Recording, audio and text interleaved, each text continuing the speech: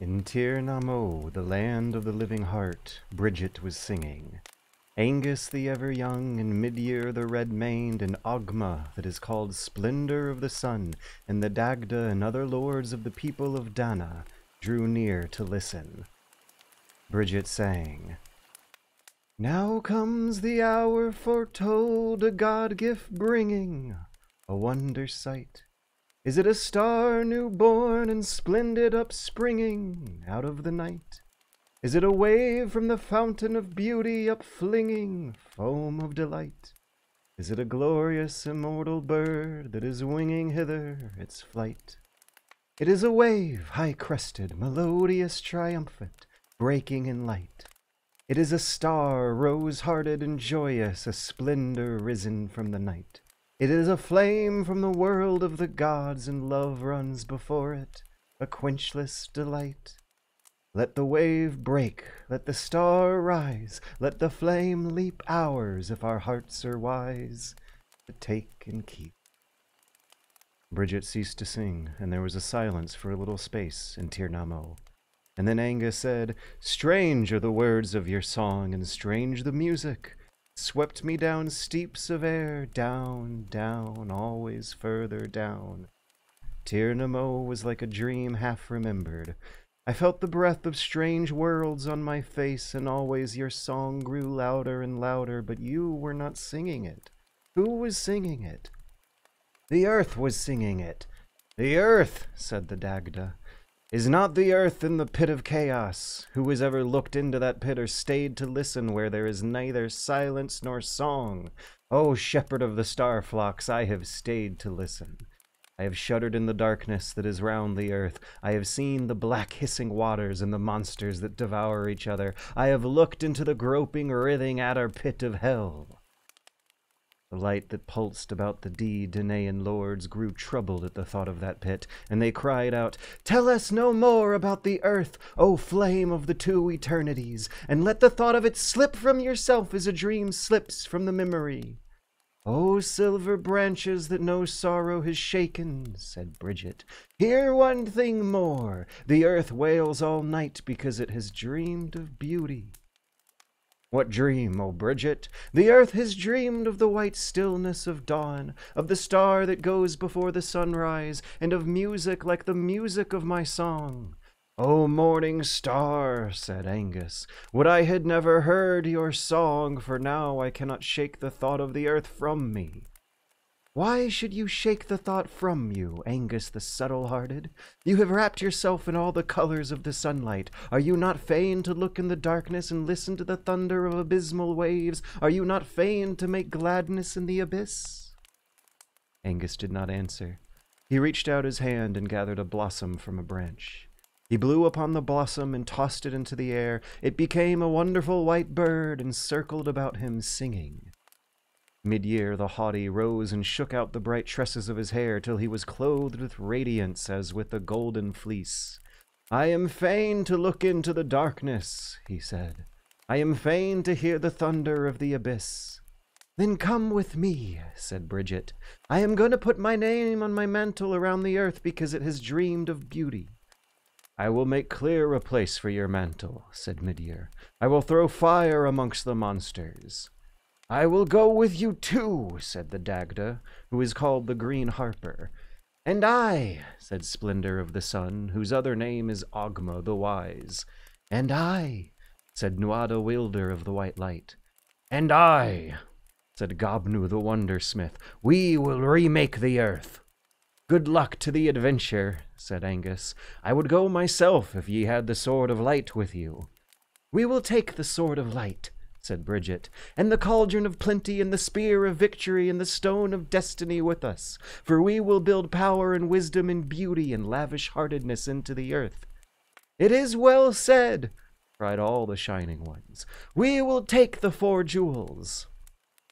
Ogma brought the Sword of Light from the Findrius to the cloud-fair city that is in the east of the Danaan world. Nuada brought the Spear of Victory from Gorias, the flame-bright city that is in the south of the Danaan world. The Dagda brought the Cauldron of Plenty from Murias, the city that is builded into the west of the Danaan world, and has the stillness of deep waters. Mid-year brought the Stone of Destiny from Phalius, the city that is builded in the north of the Danaan world, and has the steadfatness of adamant. Then Bridget and her companions set forth. They fell like a rain of stars till they came to the blackness that surrounded the earth, and looking down saw below them, as at the bottom of the abyss, the writhing, contorted, hideous life that swarmed and groped and devoured itself ceaselessly.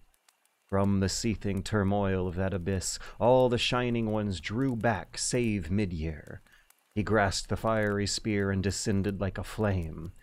His comrades looked down and saw him treading out the monstrous life as men shred grapes in a winepress. They saw the blood and foam of that destruction rise about Mid-year till he was crimson with it even to the crown of his head. They saw him whirl the spear till it became a wheel of fire and shot out sparks and tongues of flame. They saw the flame lick the darkness and turn back on itself and spread and blossom. Murk red, blood red, rose red at last. Mid-year drew himself out of the abyss, a ruby splendor, and said, "I have made a place for Bridget's mantle. Throw down your mantle, Bridget, and bless the earth." Bridget threw down her mantle, and when it touched the earth it spread itself, unrolling like silver flame. It took possession of the place Mid-year had made as the sea takes possession, and it continued to spread itself, because everything that was foul drew back from the little silver flame at the edge of it. It is likely it would have spread itself all over the earth, only Angus, the youngest of the gods, had not patience to wait. He leaped down and stood with his 2 feet on the mantle. It ceased to be fire and became a silver mist about him. He ran through the mist laughing and calling on the others to follow. His laughter drew them and they followed. The drifting silver mist closed over them and round them, and through it they saw each other like images in a dream, changed and fantastic. They laughed when they saw each other, changed. The Dagda thrust both his hands into the Cauldron of Plenty. "O Cauldron," he said, "you give everyone the gift that is meetest. Give me now a gift meet for the earth."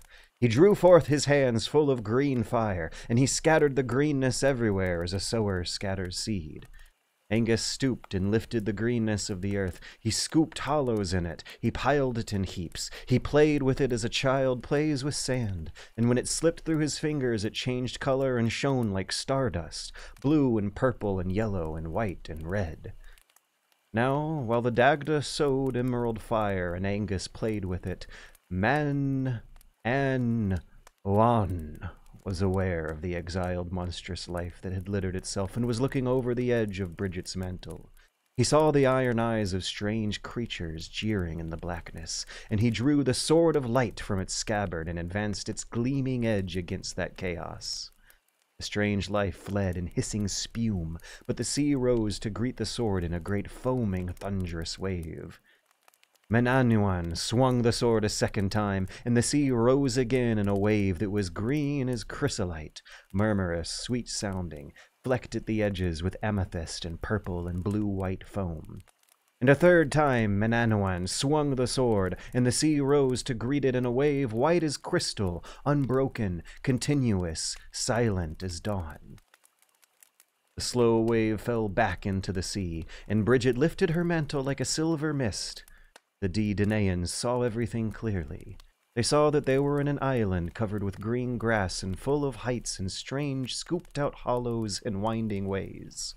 They saw, too, that the grass was full of flowers, blue and purple and yellow and white and red.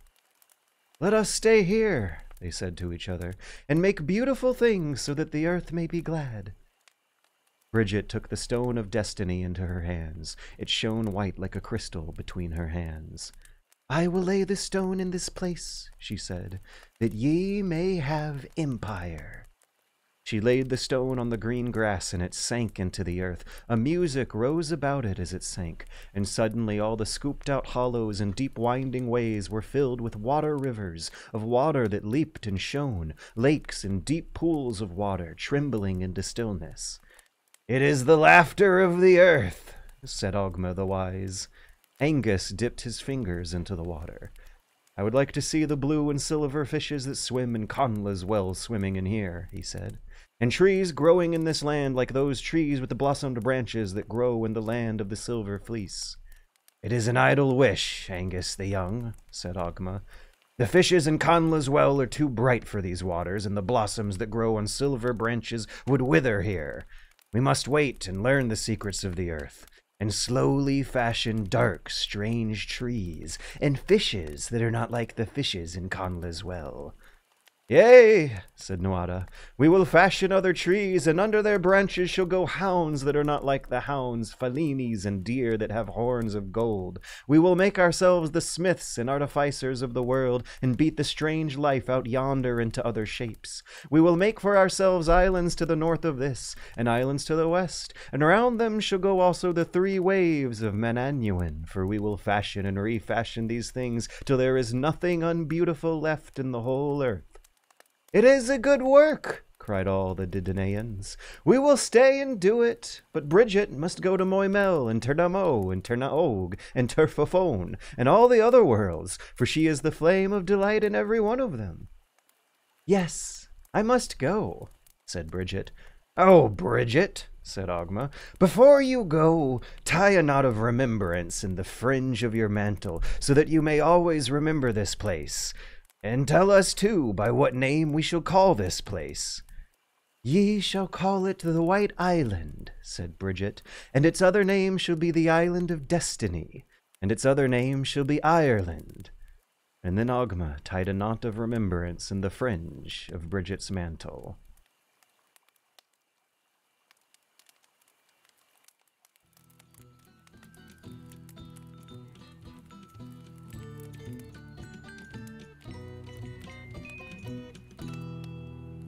Hello! Hello and welcome to a Super Bunny Hop Cultural Experience Weird stream about a weird indie game called Judero, based on Scottish mythology and stories. The one that I was reading just now is the introductory creation myth from a collection published over several decades, I believe, called Celtic Wonder Tales by Ella Young. There is a list of 5 short stories that the game developer has shared with me before I started this stream. We're going to be going through 5 stories tonight in a deliberate order that the game developer suggested.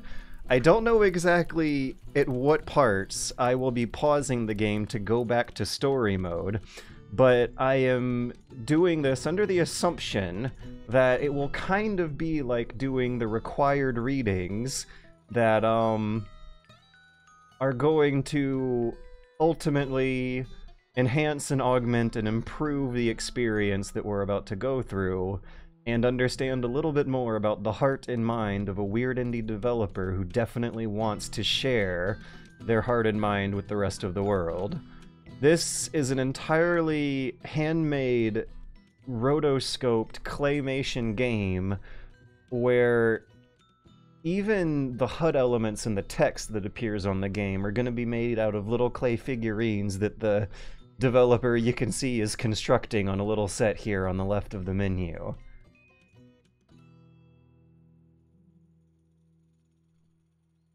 Now,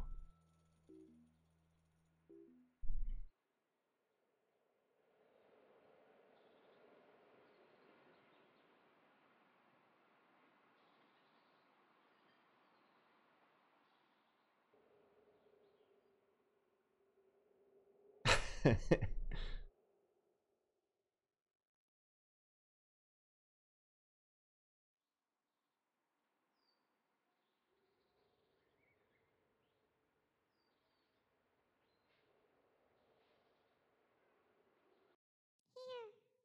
many a foot weary mile we have walked, Judero. Beyond this shepherd's acre, thanks for the 45 bucks from Cars. here and a vein, where we might rest our head. I have no need for rest, Mab. Yes, it is true. Perhaps we might find companionship there. Hush, Mab. Hark. Yonder shepherd calls out. Love the accent.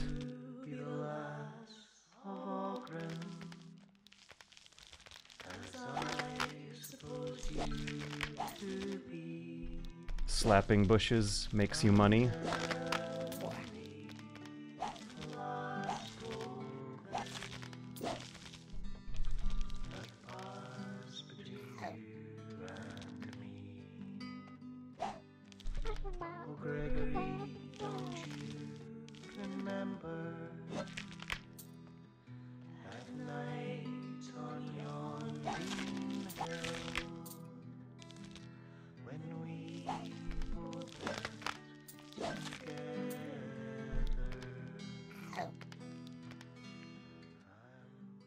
Dread not the silence, no evil hath she, but where tearfulness swells of human memories, render us terrorless to meet our shadow, that lore of love possesseth us, here in the light to commend God.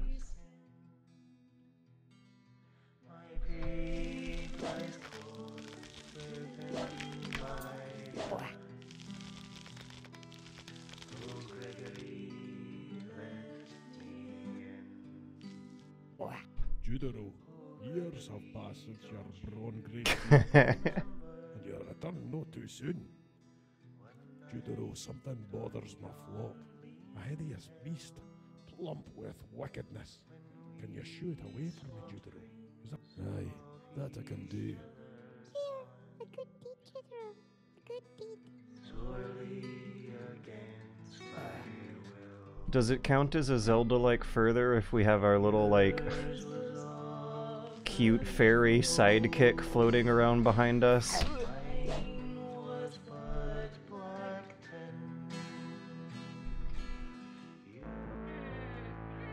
Here, you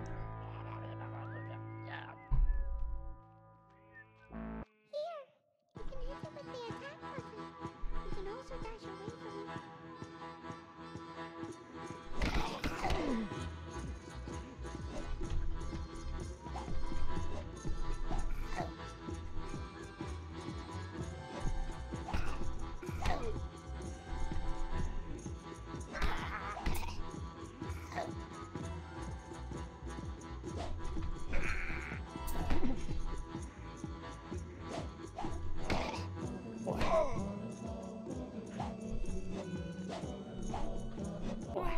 Oh no. The dreaded haggis got me. So I've played the demo, and I remember finding that fight considerably a lot easier. I wonder if they did something to bump up the difficulty for the full release, or if I just...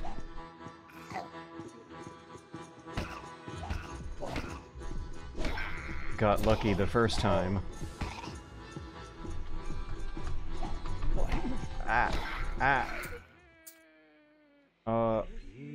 So a donation message came in. Oh my gosh. $100 from Jorbags, thank you. Thank you very much, Jorbags. I'll try to keep the beautiful ambiance going. Many thanks, Judero. As well you know, I am but a humble shepherd, and a cowardly one at that. That beast, that wicked beast will sully my dreams. I have naught to give but passage through. Your thanks is taken to heart. The male voice acting so far has been utterly delightful. Also, in true Zelda Passion, yes, in true Zelda Passion, you can pick up the chickens and throw them around and screw around with them. Let's see, left click, right click. You cannot toss the chickens, so maybe Judero is an epic adventure hero who's a little nicer to animals than Ocarina of Time Link was.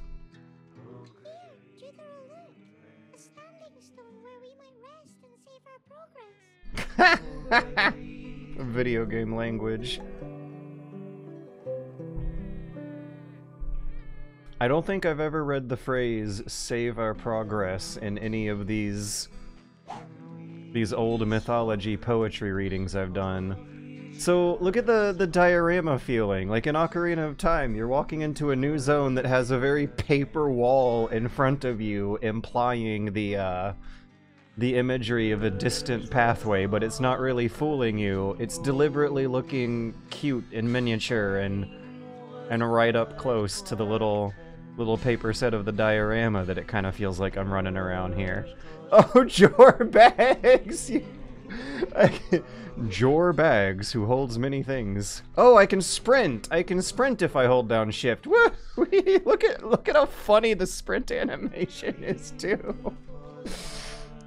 Jeez, he is bolting, too. You can cover this whole stage in, like, what, 6 seconds? Hang on, let's do a measurement. 1 Mississippi, 2.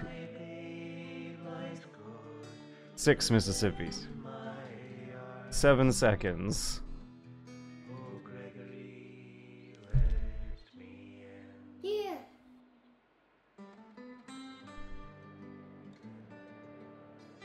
So you have this enemy possession mechanic. Oh, I can bite with it. I wonder if that means I can make the enemies kind of fight each other instead of me. Can I actually just stay out here and not put myself at risk? Yeah, let's make an Ouroboros of monsters eating themselves.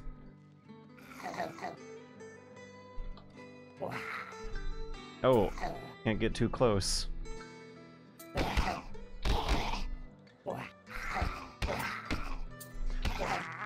Also, I believe this monster is taken from a Zelda design. I was watching a friend play one of the dungeons in Link to the Past where the worms at the end are sequentially damageable.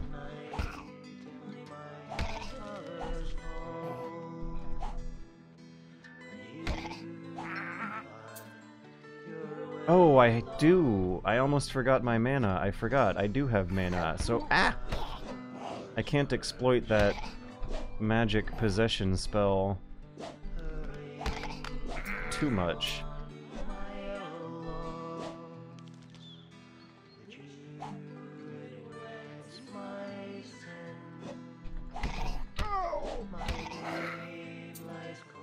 I wonder if I'll get some kind of block later on.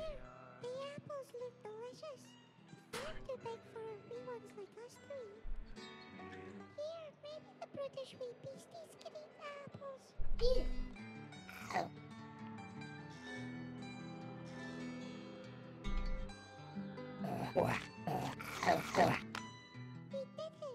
We saved the day! The apple is gone and the path is clear.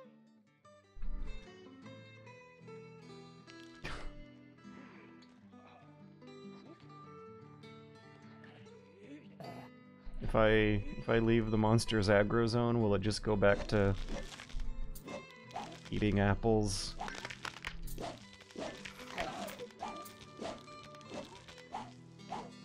I wanna let one of them live to sustain the local ecosystem, 'cause it looks interesting.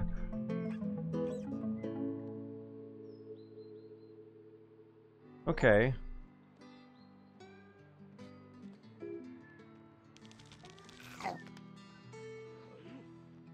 So yeah, whatever kind of ecosystem these monster animals are sustaining, I don't want to screw around with it because it looks very, very interesting. I mean,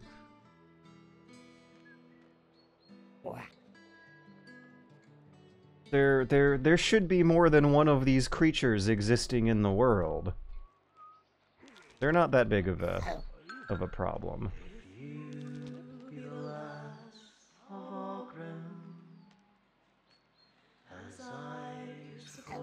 We got anything else? Oh, yep, gotta slap the bushes for money.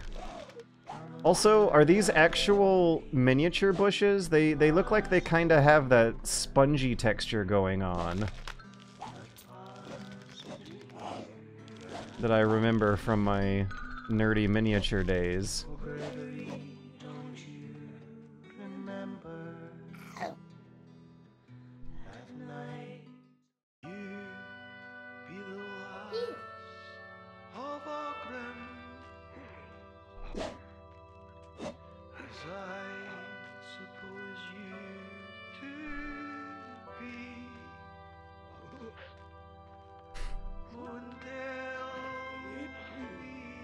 Listen to the sprint noise. It's this, like, old man bending over noise.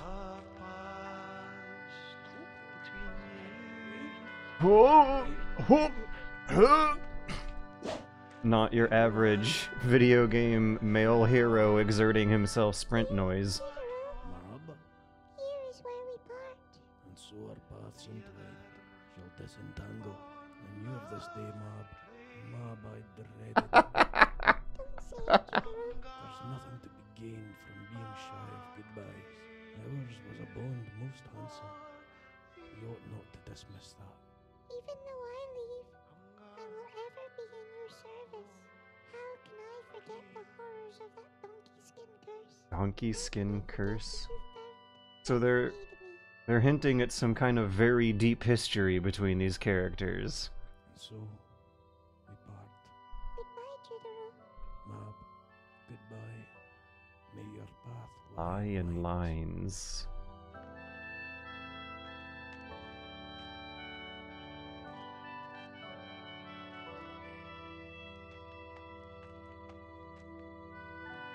Judero, I would be remiss if I were not to mention that I have conversed with the wind and the birds that fly within. What is their message? They have spake that the old ways are returning. Is there reason for concern? There is not. Mab, Judero, my heart bleeds for how much I shall miss you. and I you, Mab.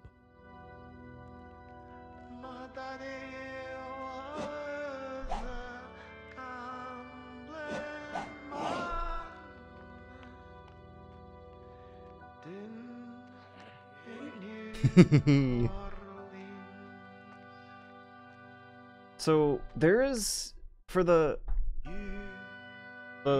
handmade aesthetics, there's like a lot going on in this scene. Footprints that get left behind that are floating at a level slightly higher than the ground. There's the butterflies in the background and some interesting parallax effects going on with how these cardboard cutout mountains, which look like they were painted on. Yeah, that's like... acrylic paints on paper, maybe? When you get far away, there's some subtle depth of fielding going on that, has it... The perceptiveness of it all under my whole image, my whole field of view, has so many moving parts with so many effects applied that it really gives the impression of there being a lot more going on in this world than what you're immediately seeing. And yeah, someone pointed out that your portrait moves alongside all the actions your character is doing down there on the screen, and that keeps the illusion of fancy over animations kept strong.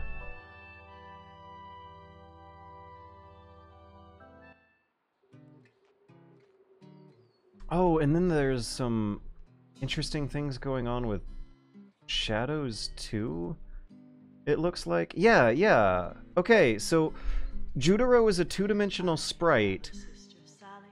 The shadow is not being casted across, like his muscles and folds, but on a different dimension than the rest of the character, but it's actually trying... There it is, to partially shade him with the same silhouette going on the ground. Anyways, I need to shut up and listen to the music and enjoy the vibes. Oh, and where I point the mouse is gonna matter.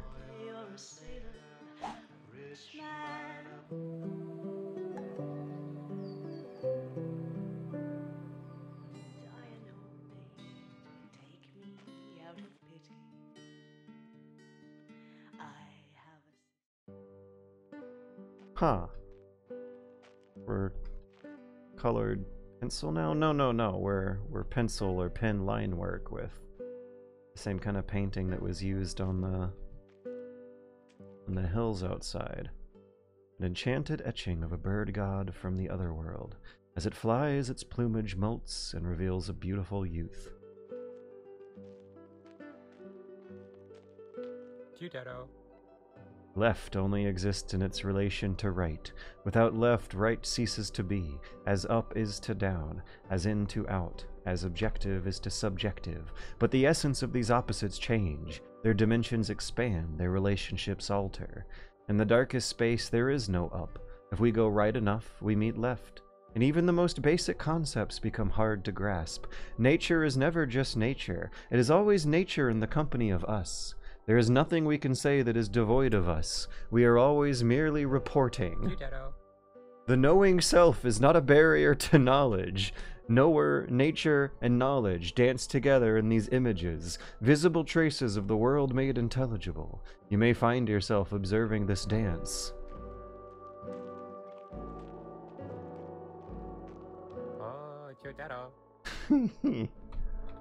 Oh, Judero.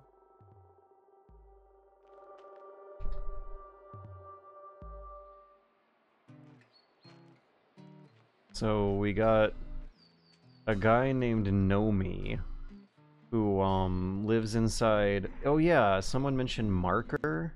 Could it be Marker? Who lives inside a marker on paper house and talks about negative causal relationships between concepts. Who's gonna be in the next house I'm gonna barge into because it's a video game and you're allowed to barge into people's houses?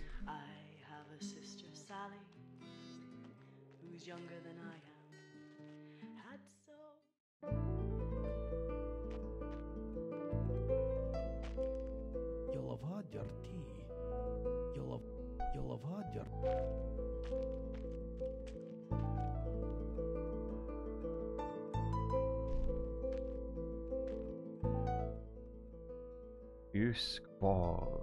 Uskbal, the water of life. A bestiary. Find pages to learn of the beasts of the four kingdoms. The Brolicon. Oh, and our text is on the right justification here. The vile Brolicon are malleable, formless creatures that are becoming more common around the farmlands. They used to only come out at night, but they are getting brazen. Some spit, some scurry, and some are believed to be as big as a barn. It is common knowledge that they taste delicious with mashed tatties and turnip. Oh man. Some of the aesthetics when you do see fonts that look like this stick out quite jarringly. So not everything. The bestiary so far has been one page, one section we've seen that was not entirely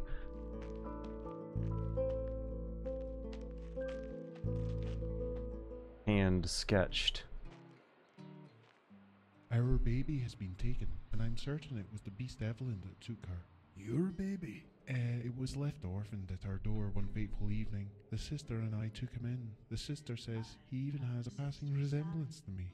A quaint coincidence. That Evelyn was always scurrying around him. I do believe she intended to devour him. I'm glad she's been shunned out of the village. If she is the devil's child, let her live then from the devil. But Judero, if he still lives, save the baby from Evelyn's ravenous maw. I've grown rather fond of the tyke. Judero, if he still lives.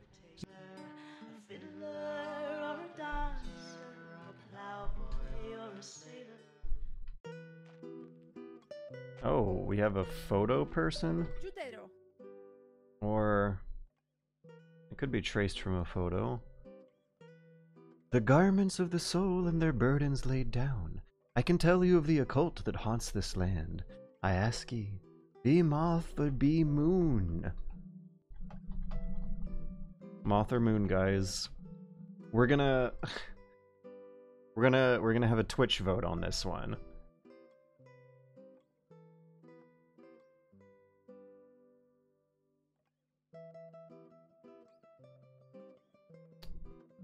We got one for Moth. 2 for Moth. 1 for Moon. I'm giving you 15 more seconds.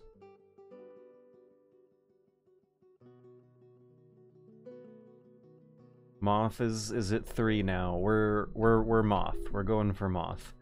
Yes, very good.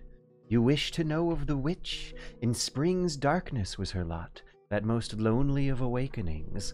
But that youth were an everlasting dream where chaos and passions enveloped until the eternal morrow. With age came a cruel reality, that dream of youth, a hopeless sorrow, yet a dream better than the brutish contract she was given. In young womanhood she knew the touch of a man, yet remained in silent loneliness. She refused, as Lilith, the first wife of Adam, to lie beneath her suitors. She saw the hopes of higher heaven as folly so. With her sisters, she turned to Baal and Moloch. The starless night frowned upon her. It was then that I first saw her. She stood there moonlit at the forest's edge, bare before me. She beckoned me. Approach or depart, and she would call out to the sleeping village. I felt the dream of youth. I was Moth. Judero. And so I ran and dared never look back, for that would be my end. Judero. Judero. Judero. A book about the Sarinva insight, the way of the ferryman, and other occult practices. A book titled Comprehensive Almanac for the Modern Witch. This is important research, or this is not to be trifled with. I guess it's not to be trifled with. Don't want to bother the lady too much in case there's negative consequences.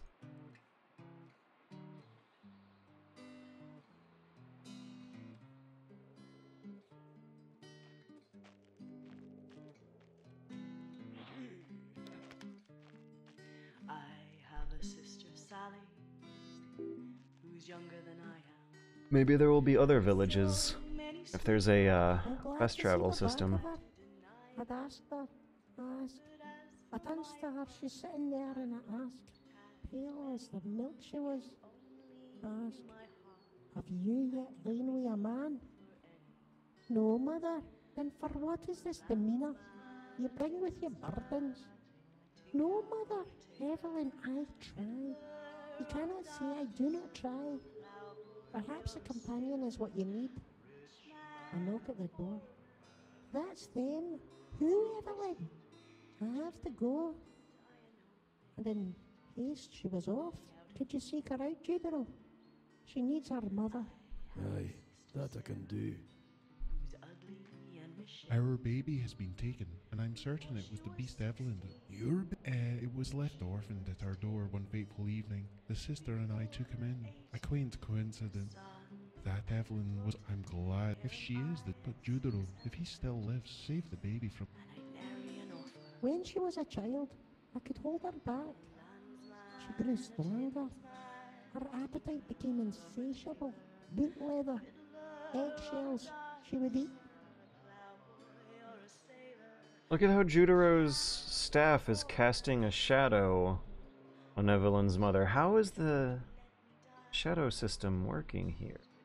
Oh, I bet, yeah, I can picture a sort of stencil being able to catch that. They'd walk away birth around pets, the hens, and it pains me to say it, wee ones. If she has done wrong, then she must face the consequences. Can you find what has become of her, Judero? Ooh. For me? The night she left, her hunger was gone. I looked for her in the morn. Never a day are we parted. Her clothes were found ripped in the dark pines. My husband would have money. I heard a birdie singing in my chamber as I lay, the casement open swinging as morning woke the day, and the boughs around were twining, the bright sun through them shining. I had long been pining for my lover far away. Come a landsman and hint A witch twists this glen, the youngest of Oh, the gosh. wicked, Her face. wicked sisters. Her tendrils spiral and stretch round this village, are vulnerable or in danger. Even I do not feel myself anymore. Am I going to lally, Judero? We are falling to the kingdom of loss. Let their hearts smile in perpetuity. Oh, yeah, it's a shop where I get to spend all the money I earned from so much hard work of slapping bushes.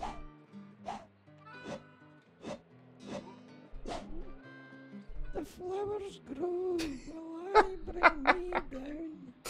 He It is is in creation. blowing into the mic, To grow thee. and this guy's face is making the visual Flowers incredibly vivid. the absolution for growing thee. You keep your garden fair. I warn you, beware. Let no man And steal your dime. You needna worry about me, Judero. You needna worry about me. I don't think we do.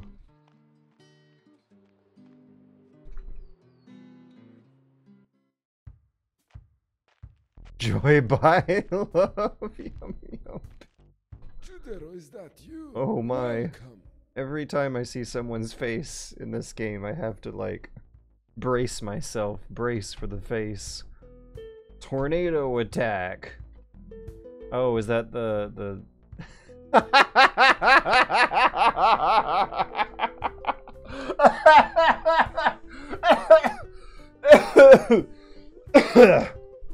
It was not what I expected at all. Judero is a pole dancer. It costs $200 to learn how to throw a rock at someone's face. It costs the same amount of money to learn how to do the special pole dancing attack as the pick up a stone from the ground and throw it. Okay, so spin attack. Is this the Zelda? That's the Zelda hold down the button thing. These are all $200. I'm gonna buy tornado attack first for sure.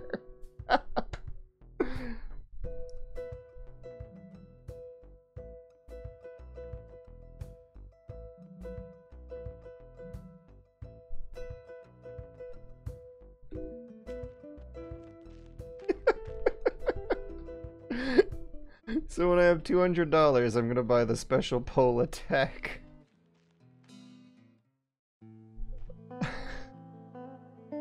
And what is going on with this guy? Is Judero sad? Wait, Judero got turned into Marker.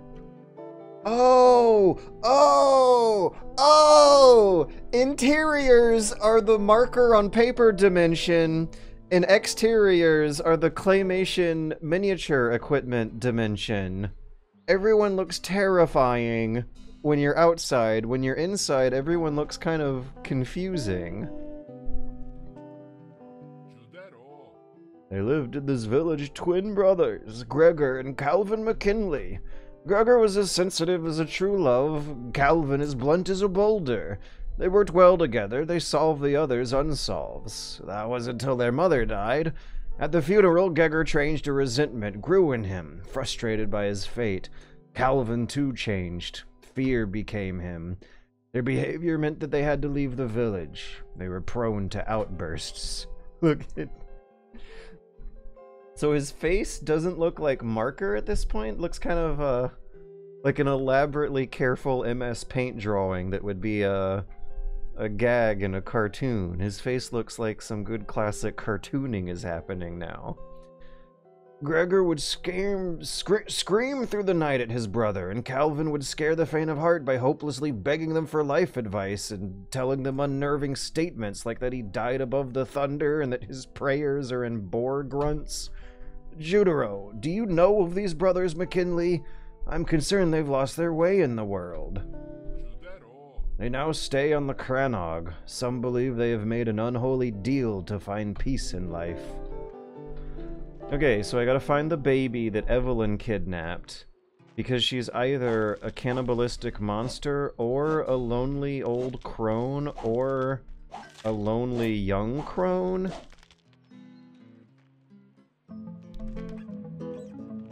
I gotta find $200, and then I gotta find the McKinley brothers. Had so many sweethearts, she had to deny them. But as for Okay, cool. I got about I've not $20 and some hearts that I can't eat from the treasure chest. But honestly, there's just as much treasure in the bushes of the world. So the first unmarked house down the road was the bestiary house. Oh, wait, no, this was the Noam Chomsky house.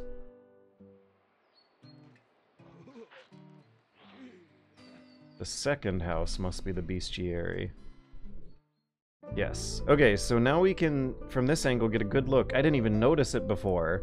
They drew the joints in Judero's action figure moving parts into the... Yeah, like, what is that? Ballpoint pen with markers?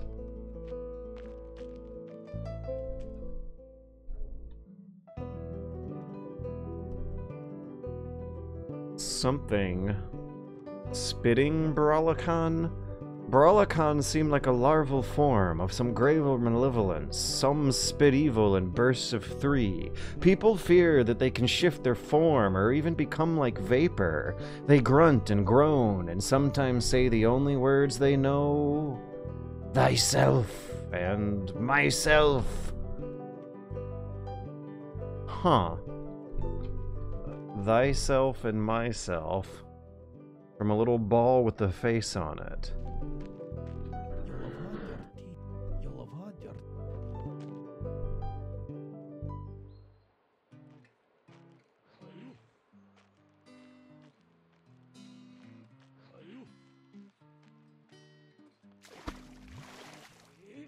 There's one more house, but it looks like there isn't an easy, obvious exit on the other side of the village. Is this a school? Are these school desks? Gotta look around and press the examine button on everything before talking. What was this effect? Judero casts a light or something that gets caught by other cutout card stencil sprites. Hey, hey. Thanks for the $5. Ice cream fee. Well, my life sucks. Here's $5. Thanks for spreading the pain. I hope we can make it a little better. If only I could view... If only I could view the world from far above the forest and understand that this is an interior view. Judero? If only I could view the world from far above the forest and understand that this is an interior view.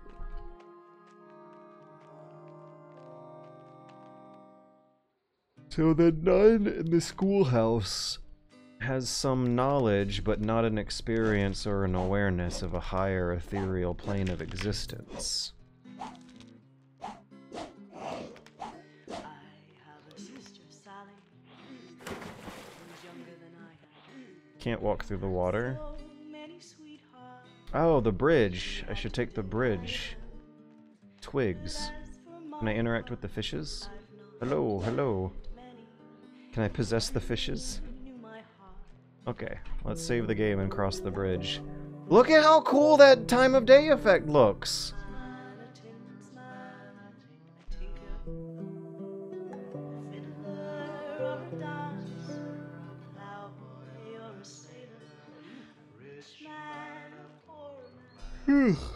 Judero, Here by this water I saw a vision. the water stilled and became as glass. The salmon, swimming in from the sea, were clear to my eye, then manifested a depth peculiar, a depth revealing a land beneath the brackish, a land of silver sands, golden rocks, and maze-like blue pathways. I want to point out that this weird indie game with the weird indie art style gives so little fucks about the conventions of socially acceptable polish that you can even see the little outline on top of his hat where they didn't anti-alias out or airbrush out the slightly visible little grains of pixels that I highly doubt anyone else actually cares about at all. Rode from the underplace by a lovely woman. She told me of the Fomori, a cruel, misshapen race of sea gods. Okay, someone just asked if there is a Roman presence in this land, and I don't know, but the Fomori sure does sound like the kind of word that the Romans would give for some weird tribe of Europeans that they write unflattering accounts about. Like the Parisi. This is a naming convention that I think happens in Latin a lot. The Fomori. Yeah, it's the suffix, the re, because I remember playing Rome Total War and learning about the Scutari. That she was their princess, and that she was pursued by the Dark Lord, Tigern Naduf, who meant to make her his bride. Her name was Mjörgen, born of the sea. Should you ever cross paths with a bonny lass by that name, Judero, dinna let her be wed to that foul Tigern Naduf. Her heart belongs here, and breathe with me. Travel, travel, further than the night and the day. Travel in spaces unheard of by love. Travel, travel on the sacred waters of the river. Travel and never look back.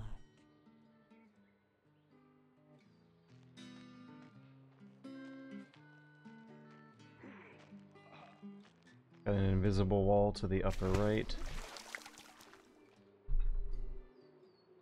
The only way forwards is interacting with this door object to the right of the stage. Oh, we're zoomed out far for this.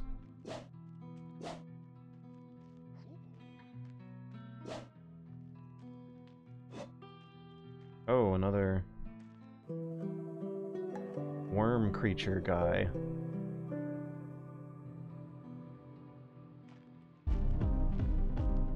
Or a new one.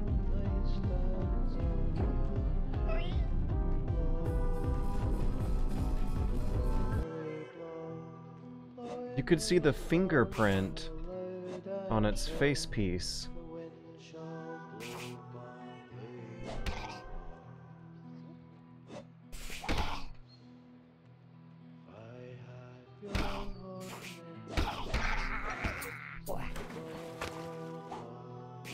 Hey, they don't like water.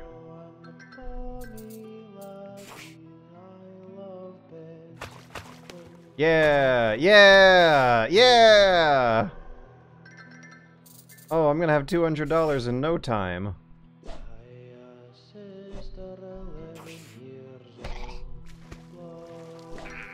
Also, I see that I do have to keep my mouse cursor pointed at bad guys to be good at combat.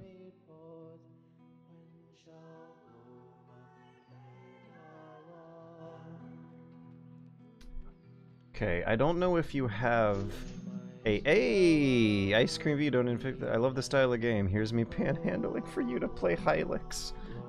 I think everyone knows about Hylix, and I want to give coverage to game developers who need it.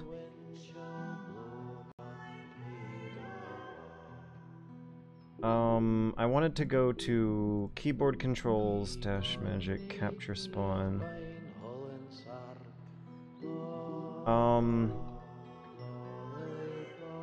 So I need to refresh myself on what my quests were. There is no in-game journal, no in-game quest log, and so I have to use good old memory to get it. Our baby has been taken. It was left orphaned at our acquaintance. That Evelyn was always. I'm glad she's. If she is the devil's child, let her live then from the devil. But Judero, if he still lives, save Judero. If he still. Okay, no directions about that quest. What was the other one? I'm glad to see the back of her. I'd ask. I danced to her, she's sitting there and I ask, then for what is this demeanour you bring with your burdens? No, mother. Oh, hey, Jack Spinoza. Jack here, I did the writing and the art. I can't stay long, but ask me anything. I also do all the voices. Wait, we're all the voices? Does that mean that the bunny was also the male voices? Evelyn, I try. You cannot see I do not try. Who, Evelyn? Could you seek her out, Judero? Aye. I don't think we're gonna get hints on where to find her. And I don't want to know. Don't spoil. Don't spoil. I wanna discover it. Eggshells would walk away if she has done wrong. Then I heard a birdie singing in the boughs of a witch twists this glen. Wicked sisters are vulnerable or in danger. Even I do not feel myself.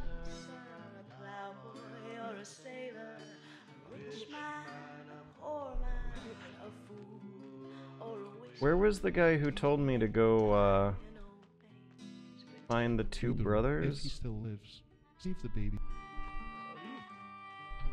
Well. Well, I never. Oh Well, no!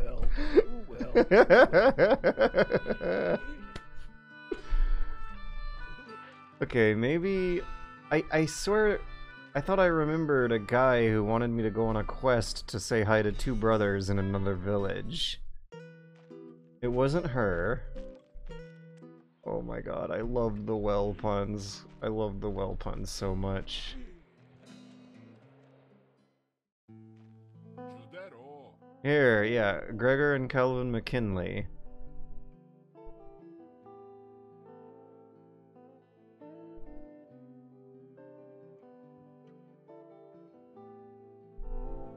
Judero.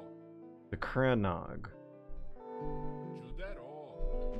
So that's the only location hint I have so far, the Cranog. Of the destinations the signpost could have pointed me to, I think I'll head to that one first. Well, well, well. Well, look what we have here. Oh well.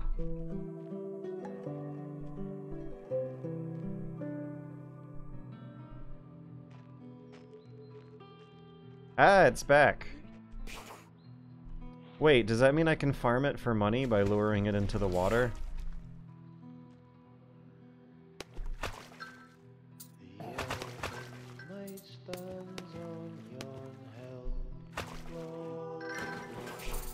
Yeah.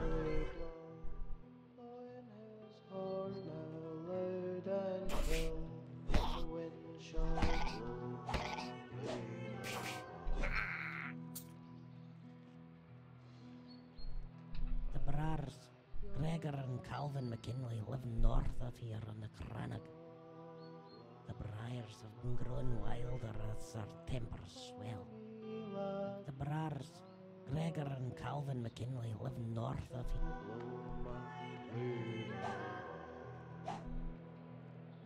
Those are some good rolls.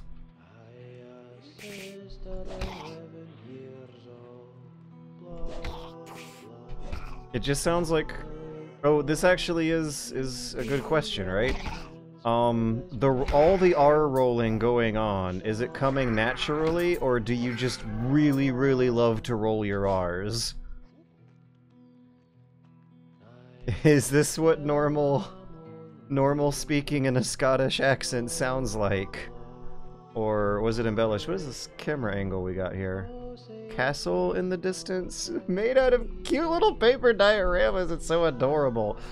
With a genuinely effective looking sunset of the sky. They did remember to let us get a peek at the sky, despite the overhead camera.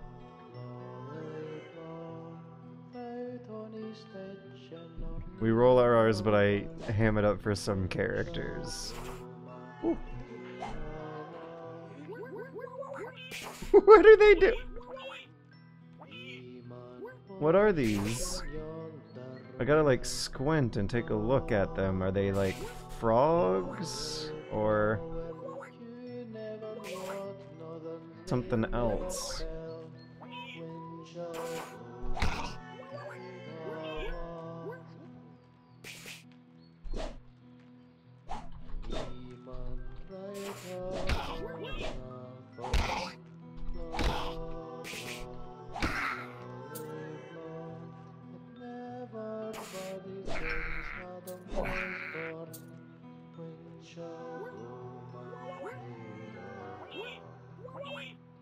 Are they foxes or bunnies?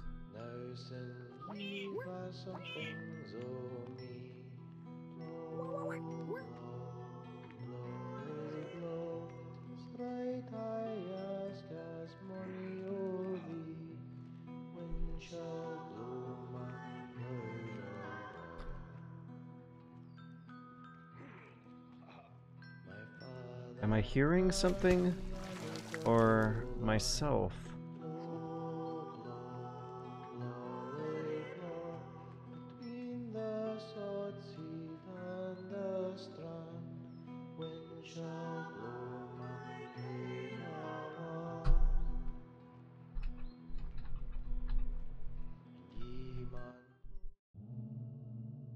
Ooh.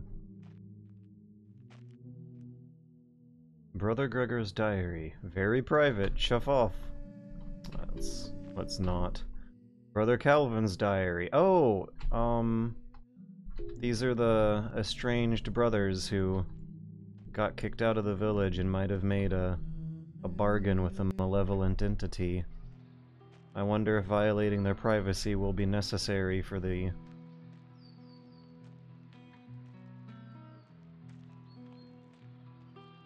for whatever quest line they're associated with. Oh wow.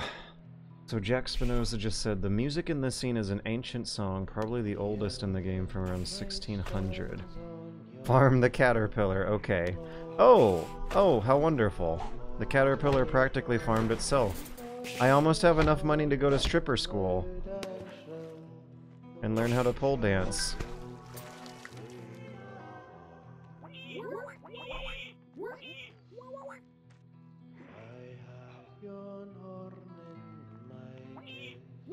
They kind of look like foxes almost.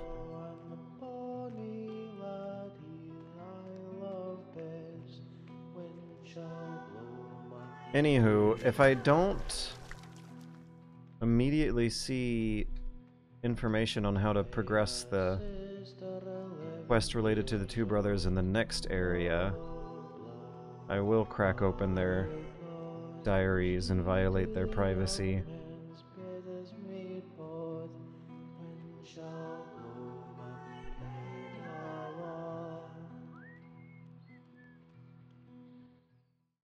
Yeah, you can see the water seam, and I tested it to see if it was a hidden path.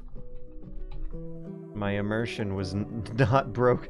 Yeah, seeing the water seam and little staircasing pixels for the transparency effects do not break your immersion when this is the art style.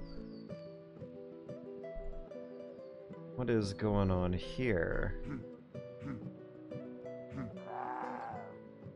So it has like a wrestling, grappling kind of move.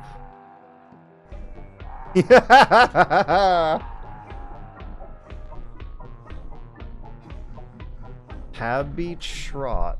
Habe Trot. What's the glowy thing? Oh. Oh, those are dangerous. Okay.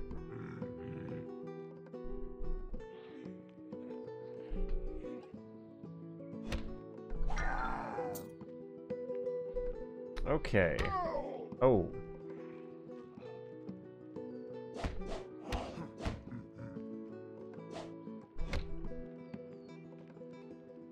Oh, I think the hand is almost recovered. I don't really notice pain and discomfort these days, but I'm still wearing the equipment just to make sure I don't accidentally...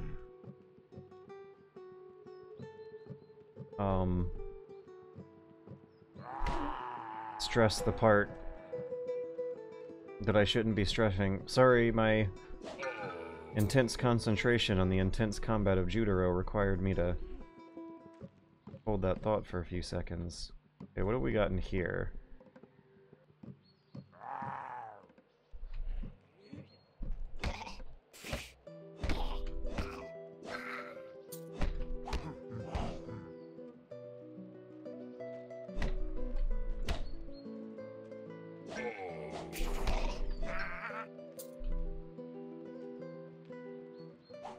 Oh, I think I possess and spit?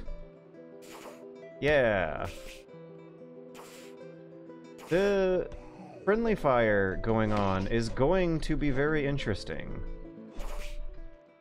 And luring enemies into environmental hazards like water is going to be quite interesting as well. I want the money. I'd like to get the money. Ow! Can't get the money. Gotta go to stripper school and spend all my money.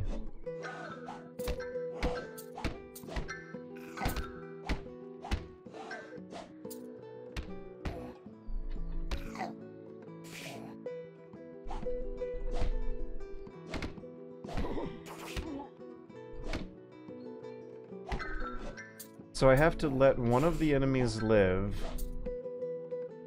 and also pay attention to whether or not it's a spitting haggis or a normal haggis. Ow. Taking a lot of damage here. Oops.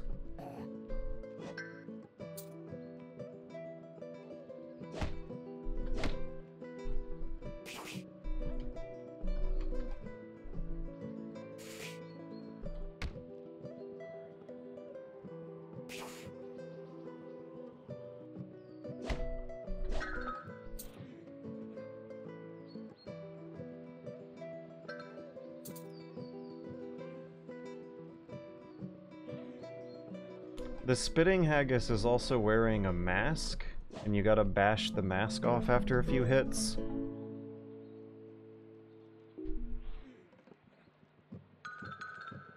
I definitely want to read about the weird wrestler guy.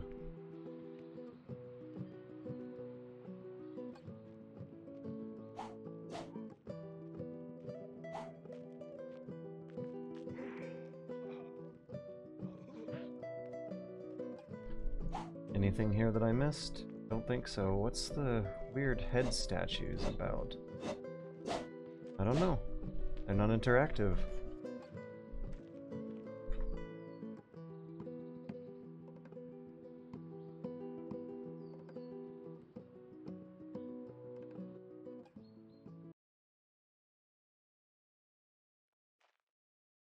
Oh, there's a simulated lens flare. I don't know if the red, green, and blue, what are those? Hexagons? Septagons? Hexagons. I don't know if the red, green, blue hexagon lens flare was handcrafted. I wonder what kind of like glitter pieces or something that could have. What the hell? Is that the brothers?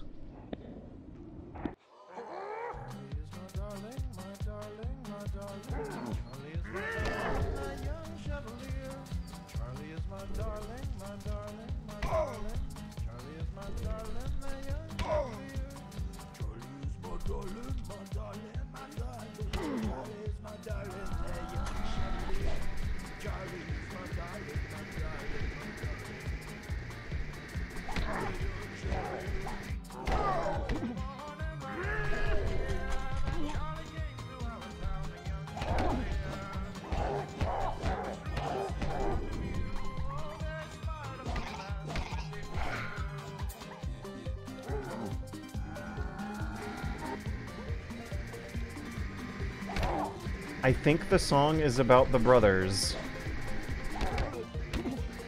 I need to strategically listen to the lyrics.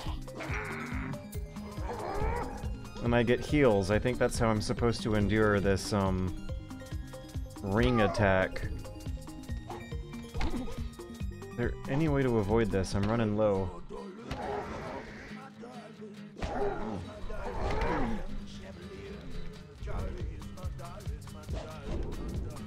Oh no. Oh wait, am I okay?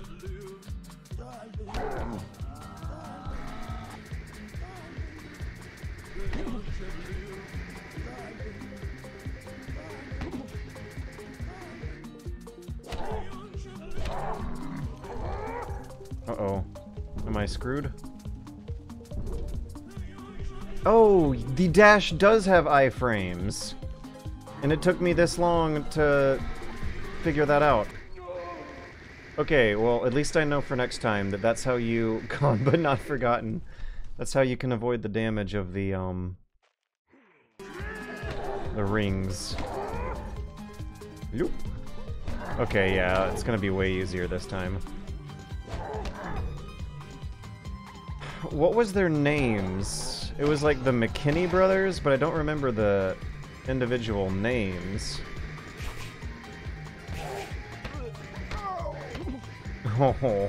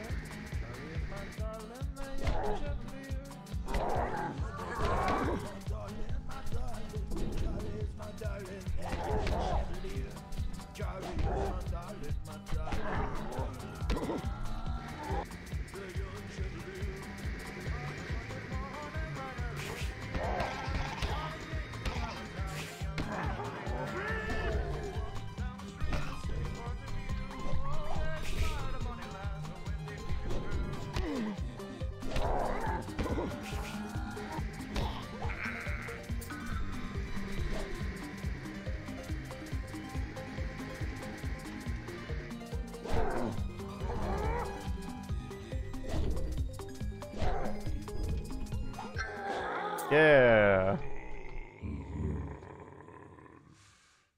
We yield. This moment marks our besting.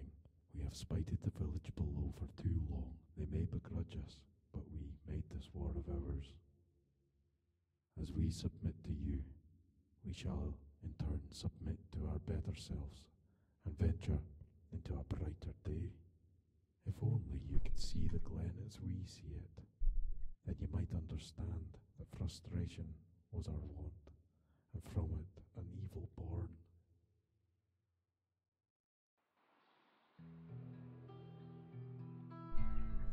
I don't believe I've been there, but I do think I've seen that guy.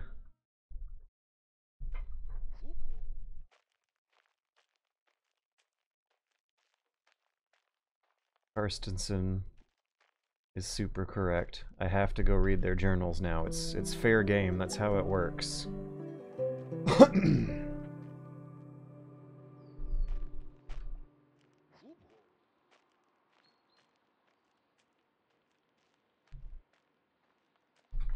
I feel like that was quite an interesting boss fight. There was like a sympathetic portrayal of the enemy. And some interesting attack patterns that required some interesting navigation, where to avoid damage you had to do a dash towards it into the hazard. Oh no, he's right here. Okay. I'm gonna run to the bathroom and do a quick bathroom break, and then I'll be right back and read the journals, and then move to the area on the right where there were no lyrics in the background songs to do a story time. I'll be right back. This is great.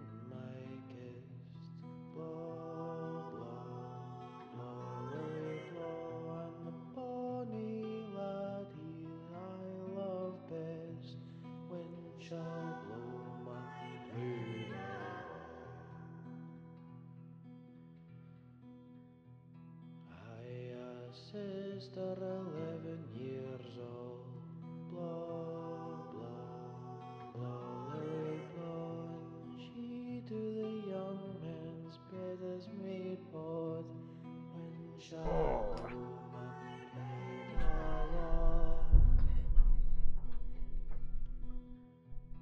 I myself am only 9, blow, blow, blow, Lily blow. We remember the story of our birth.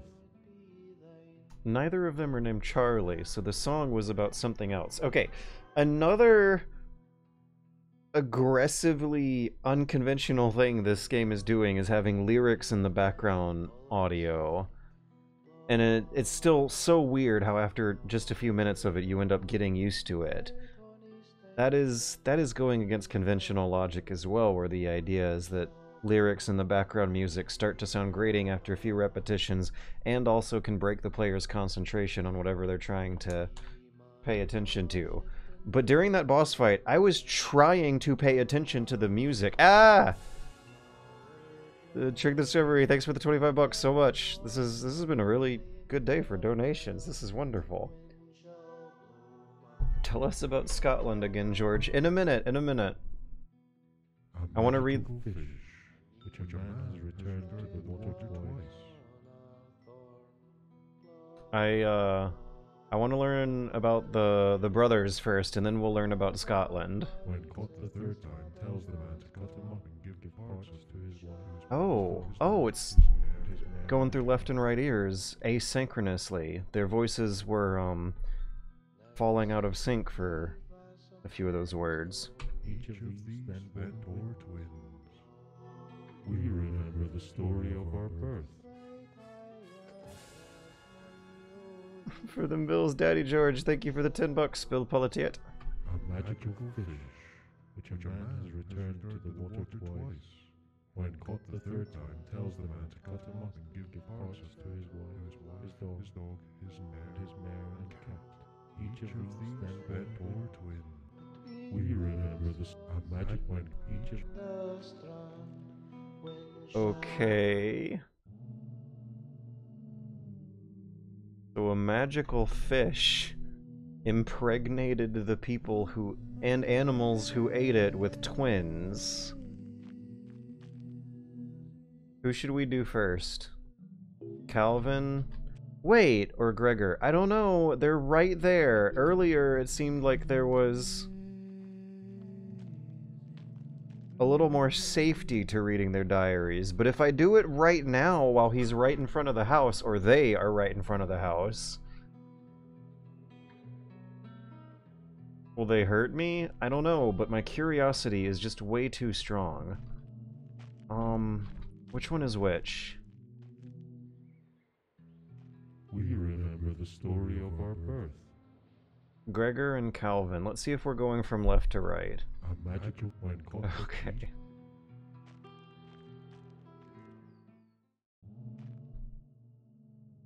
Wait, but in the house there, on the other side, Gregor's on the right.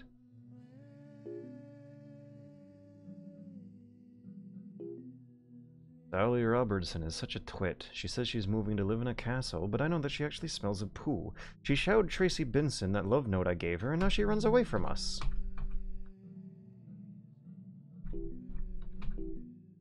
Tracy Benson looked unwell. Her face is really skinny. I hope she gets better.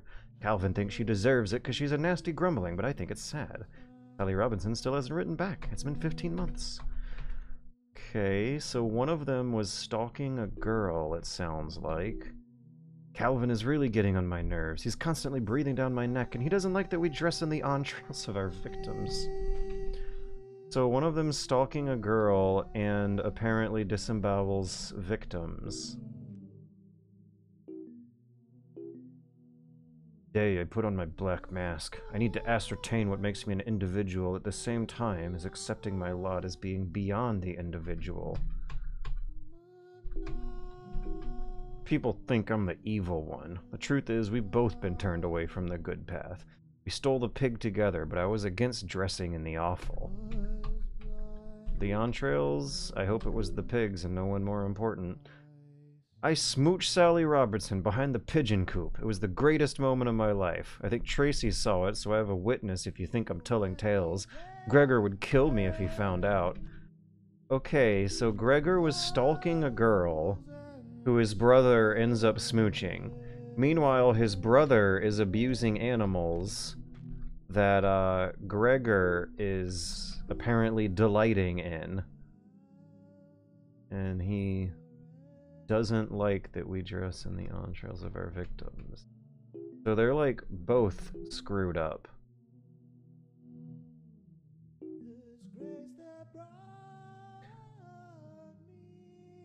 And even here, there's a lyrical song in the background music that sounds kind of bluesy.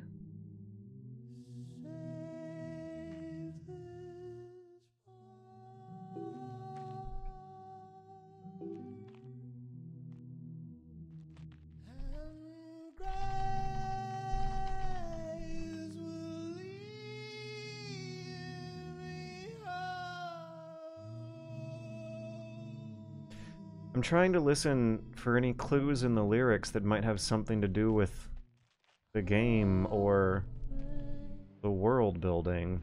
We remember the magical point each. We remember point called each. So there's a temptation to stick around and listen to the lyrics in case they might give you some kind of hint or clue.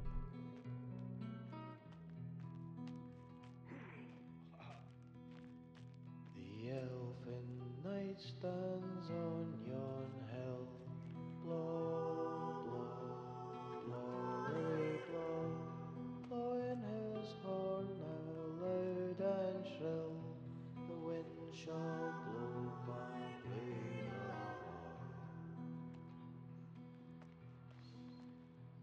I have yon horn in my gift.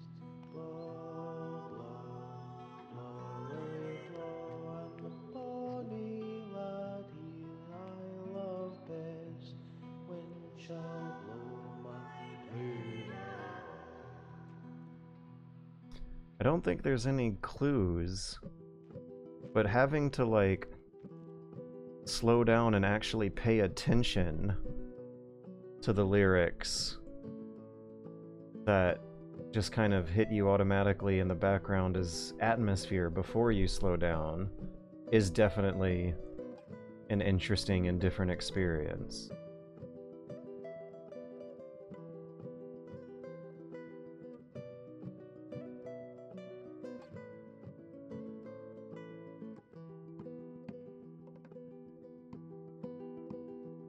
the next one that we're going to learn about is called Thomas the Rhymer.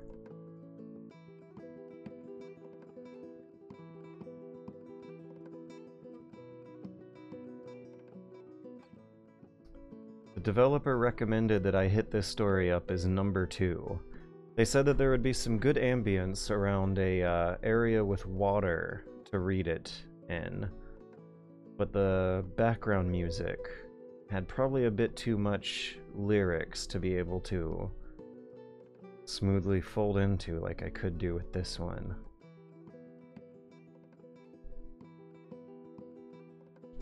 True Thomas lay on Huntley bank, a furlie he spied with his eye, and there he saw a lady bright come riding down by Eadlin tree.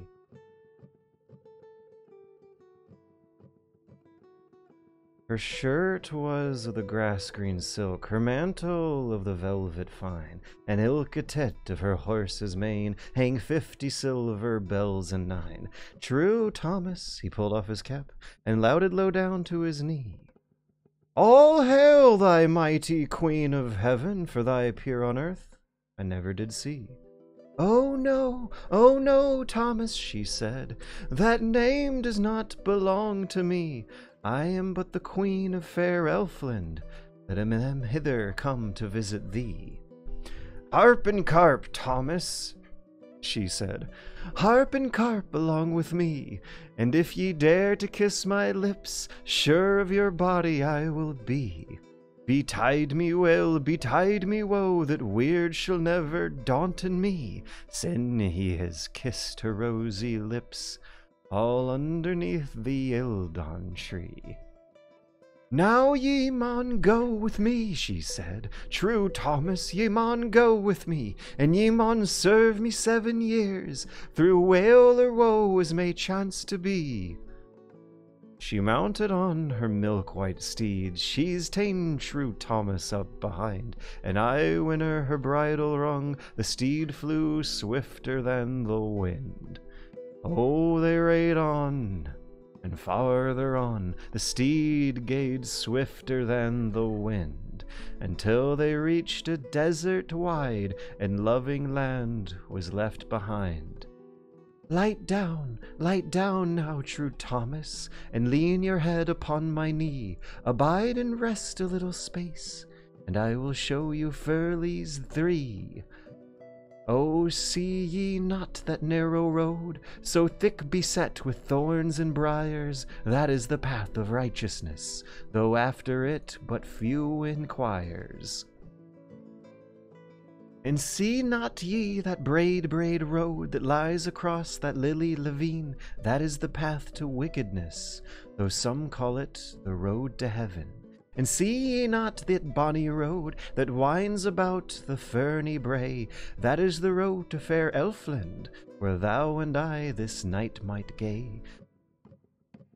But Thomas, ye maun hold your tongue, whatever ye may hear or see, for if you speak word in Elfian land, you'll never get back to your own country.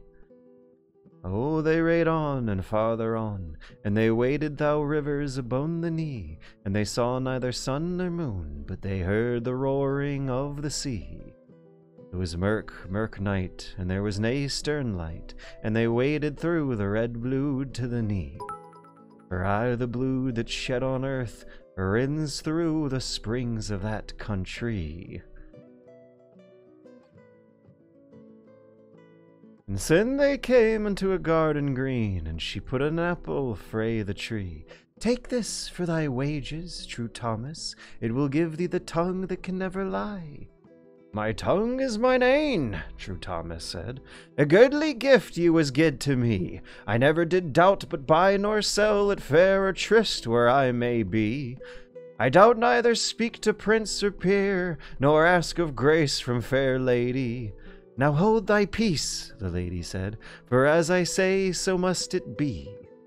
He has gotten a coat of the even cloth, and a pair of shoes of velvet green, until 7 years were gone and past. True Thomas on earth was never seen.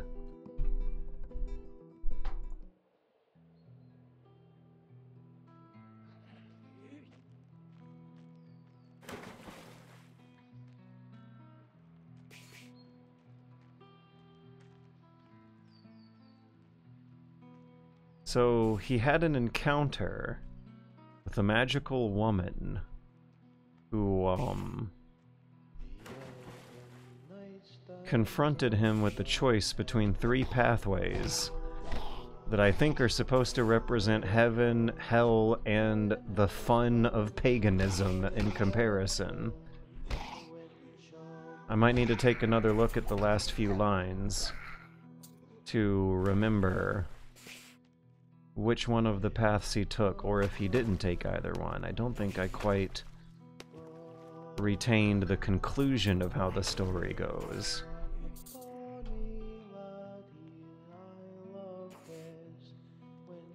We're gonna go back to the village and turn in their quest about the 2 brothers who sound kind of sociopathic or something, but also like they're very aware of it and made peace with it and didn't want to fight to the death at all, but kind of just wanted to screw around with us for a little while.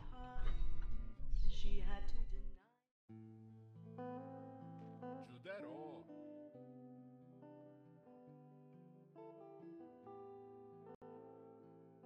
Oh, so it was a death of a mother that threw them off. But until then, whatever personality quirks they had must have been handled fairly healthily.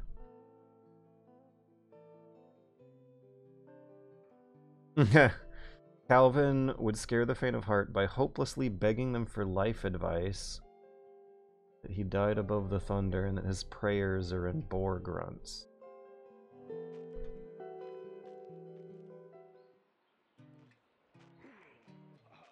So I think it was Calvin that was the animal disemboweler and Gregor that was the girl stalker. Oh no, is there some kind of Freudian psychology going on with Gregor?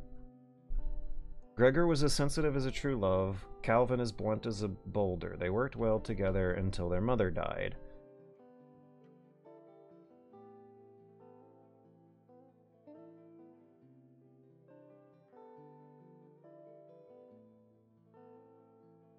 So Calvin was a disturbing poet, and Gregor was a sadist. And the sadist was abusing animals, and the disturbed poet was stalking girls.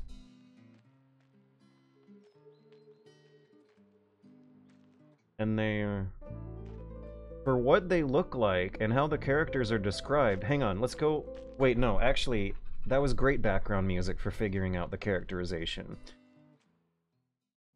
For what the characters look like, characters, question mark, of the 2 brothers, they did not act particularly monstrous. They acted like they wanted to fight, and it was a good, interesting fight, but they didn't want to fight to the death over nothing like most video game characters usually do. Once they got it out of their system, they just kind of wanted to sit by the lake and look at the water. Is it like a sympathetic portrayal of a pair of town miscreants? Look at how good the lighting is on his little marker figurine. I'm starting to become like genuinely impressed after the first 10 or 20 minutes of it had some butting heads with the weirdness, but that like boss battle and the stuff going on with the characters behind the scenes of them was genuinely good underspoken writing, where there's a lot going on and very few words that you have to read again and again and again and a few times to dig up the meaning underneath, and what came out was genuinely interesting. Let's learn about that weird wrestling grappler monster man. Oh, the brothers are in here. Unfortunately, our heads-up display is covering up the text here. Is this a resolution issue?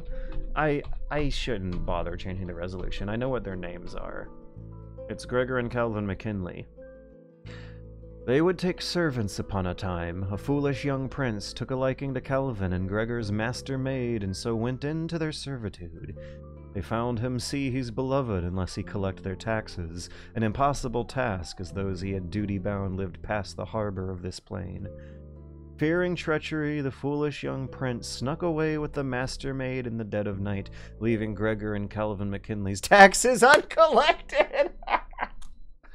A dream sequence reveals their frustrations. Their heads rolled into their mother's arms, and one cried, "Mama, it's so unfair, it's so unfair, it's so, so difficult."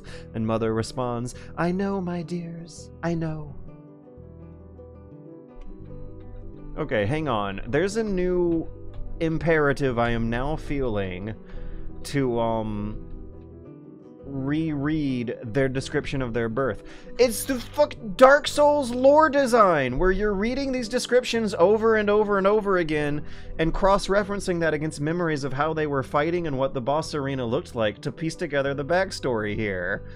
So we have these do-it-yourself handmade aesthetics, everywhere except the bestiary page at least,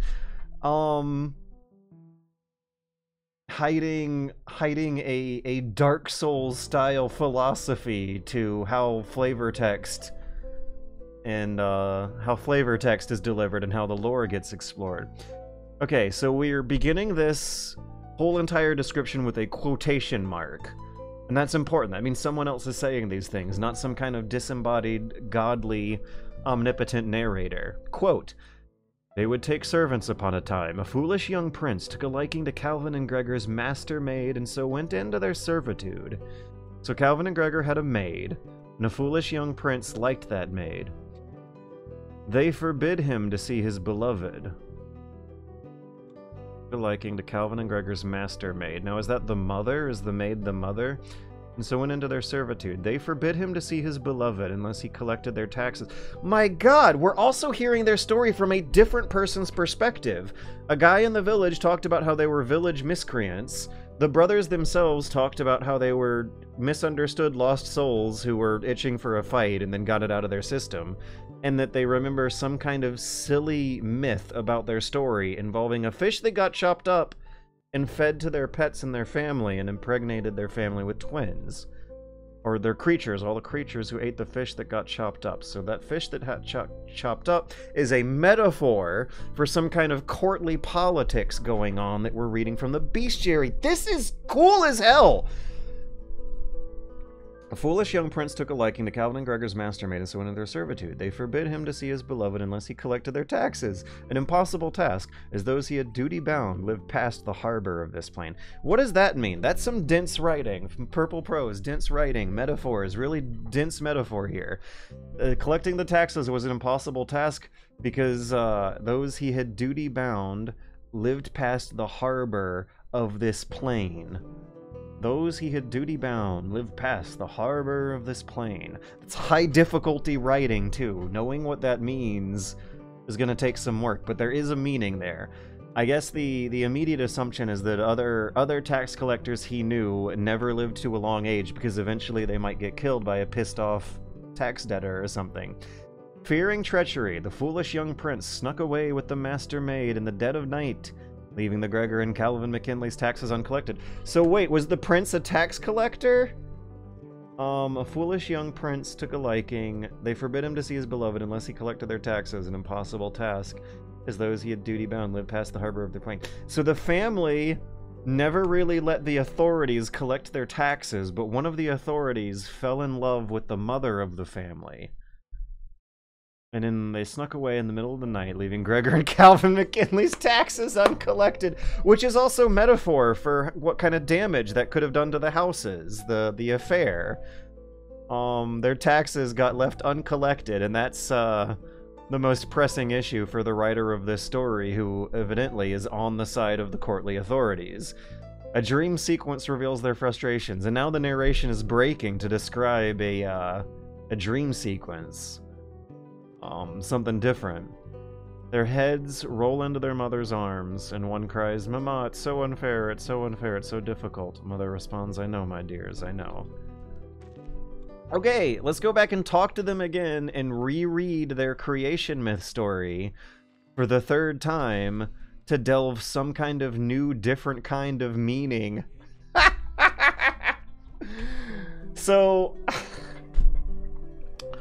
I'm playing a game that is stooped in ancient mythology from a particularly Celtic or Scottish perspective that I know later on is going to have some kind of nationalistic angst against the English involved, and it loves to play around with high difficulty writing that you gotta read 2 or 3 times to get the entire meaning out of the words with. I'm gonna say it, I'm gonna say it, I'm gonna say it. Wow, it's like I'm really playing a video game version of James Joyce's hit novel Ulysses. Wait, I'm not going the... misinterpreting the geometry a bit. Oh wait, while I was actually back there at the village, I should go to the shop to learn how to pole dance for $200. This is cute, this is fun, this is engaging, this is intellectually stimulating, this is definitely visually stimulating. This has a sense of humor and a sense of horror. This has been really good so far. This has been really good so far. All monarchs are disgusting tax collectors. That's another interesting way of like framing the issue of monarchists bullying the peasants as just tax collectors bullying the peasants. Why did I ever think it would be a wait, hold control to pole dance. Oh, and then we spacebar. Yeah, why did I ever think that the prince and the tax collector were different entities? Silly me.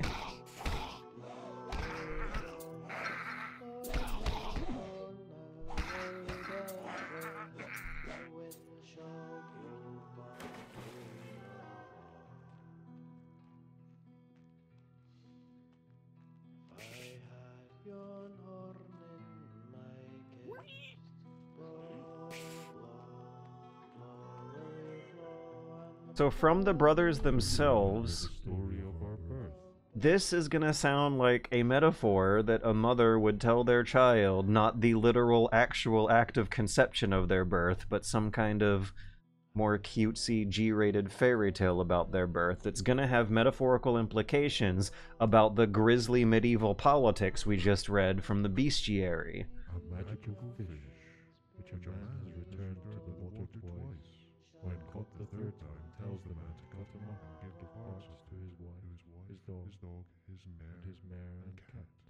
Each of these then bore twins. We remember the story of our birth.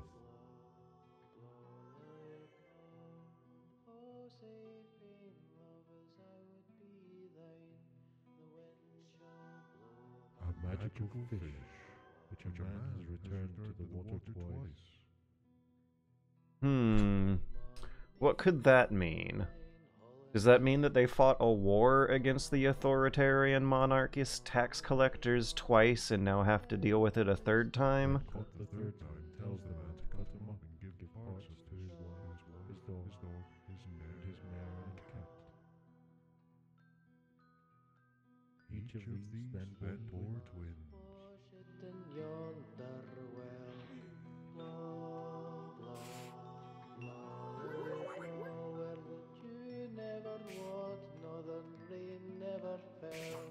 I don't know if my headcanon is the real official canon, but that's, like, part of the fun. That's how mythology is supposed to work, right?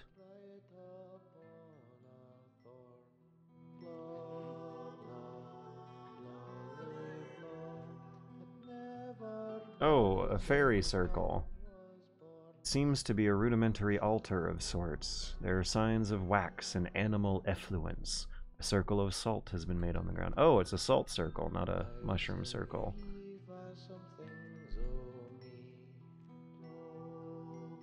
Hey, have I not talked to this guy? Path ahead is blocked by cobwebs and briars.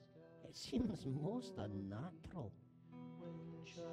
Path ahead is blocked.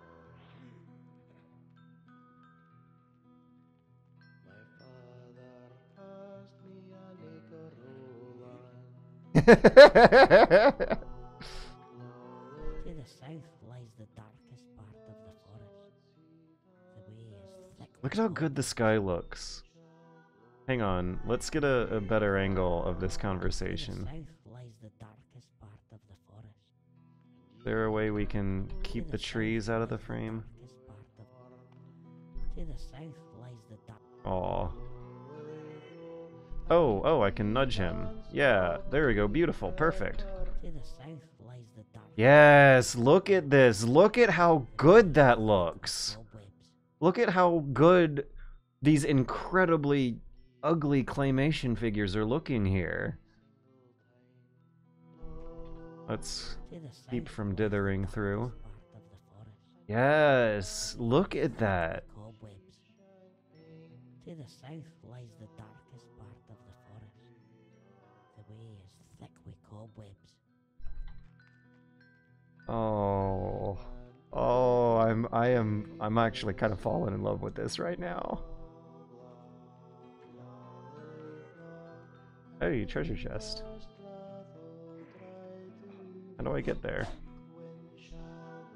You can't just tease me with the treasure chest like that and have it blocked off. Do I get there from the upper right?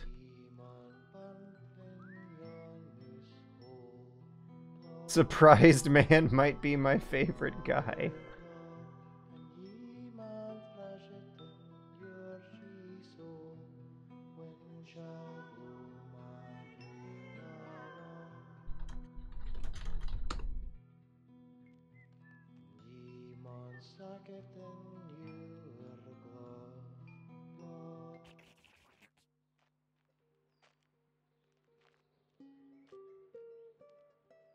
Is this gonna be Evelyn?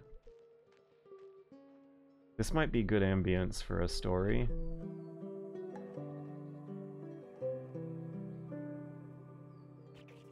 Are those pipe cleaner pine trees?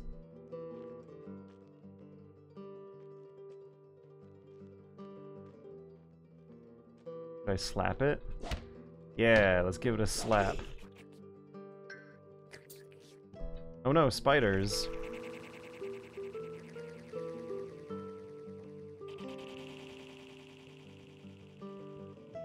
That is some awfully smooth clay-wee beasties.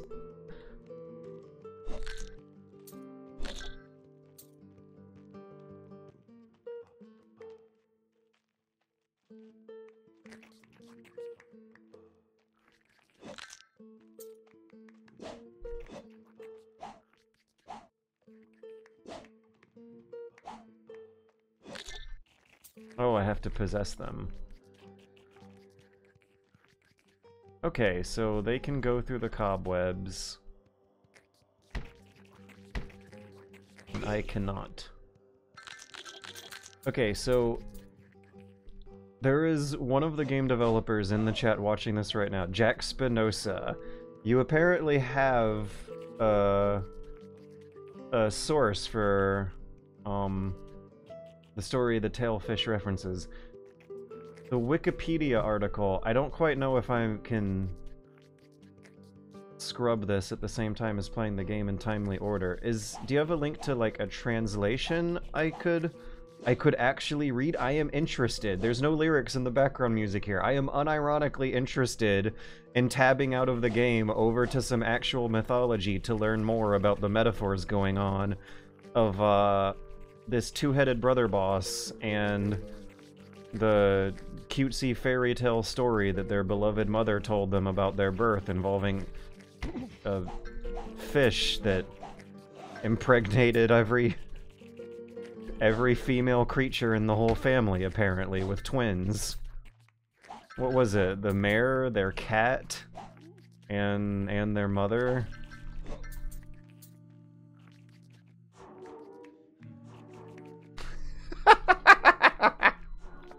Something about the perspective here is just funny. Yeah, it's... And the sound. The sound design is funny. Okay, so the Knights of the Fish is a Spanish story. You can read Spanish, right?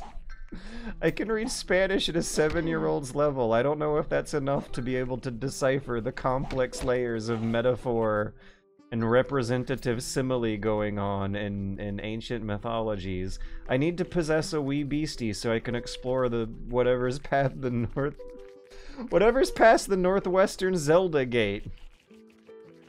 It's in Lang Brown's fairy tale book. Okay, okay. If you give me some time, I might be able to I might be able to look it up on Google Books or something like that. Yeah, that's what I meant.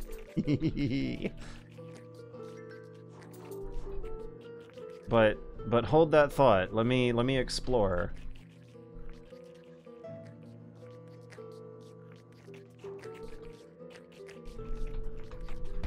Okay, the wee beasties are not heavy enough to trigger the switch. Can they collect treasure for me? They can collect money for me, apparently. Ah.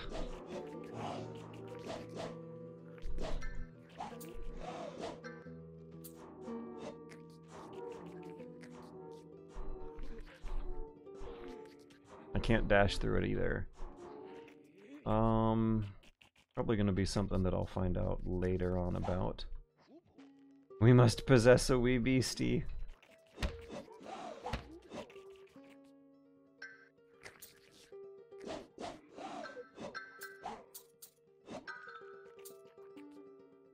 Okay. Okay, we might actually have a link to the Knights of the Fish. Ah! Get off with you, wee beastie! Okay, what's this look like?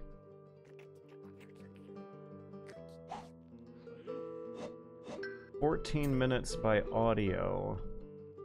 With my eyeballs, I think it does kind of look like a good...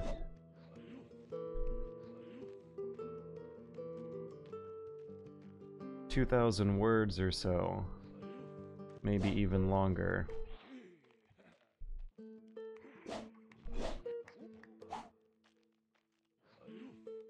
Let me find a strategically... Aha, here it is. A good stopping point. Or... Ah, no!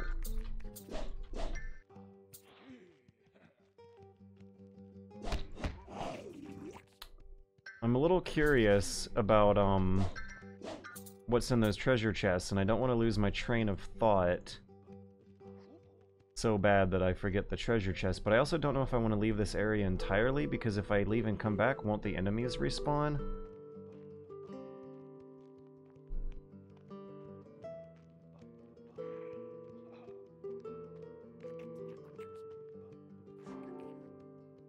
I'm out of mana.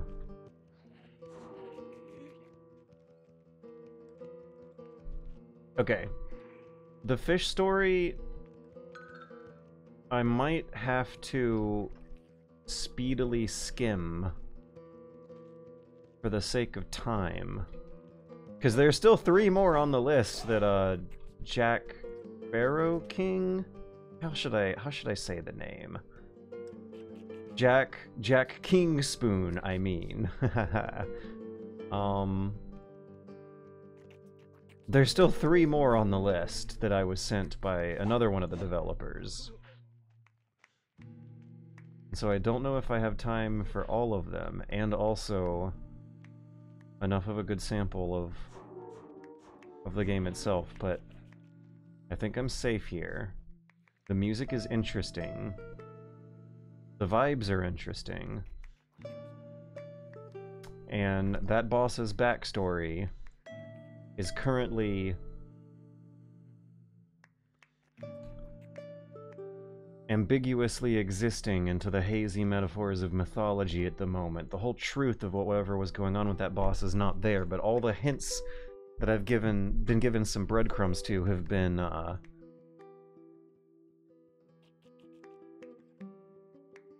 beautifully delivered and are very entertaining mysteries to be pondering on.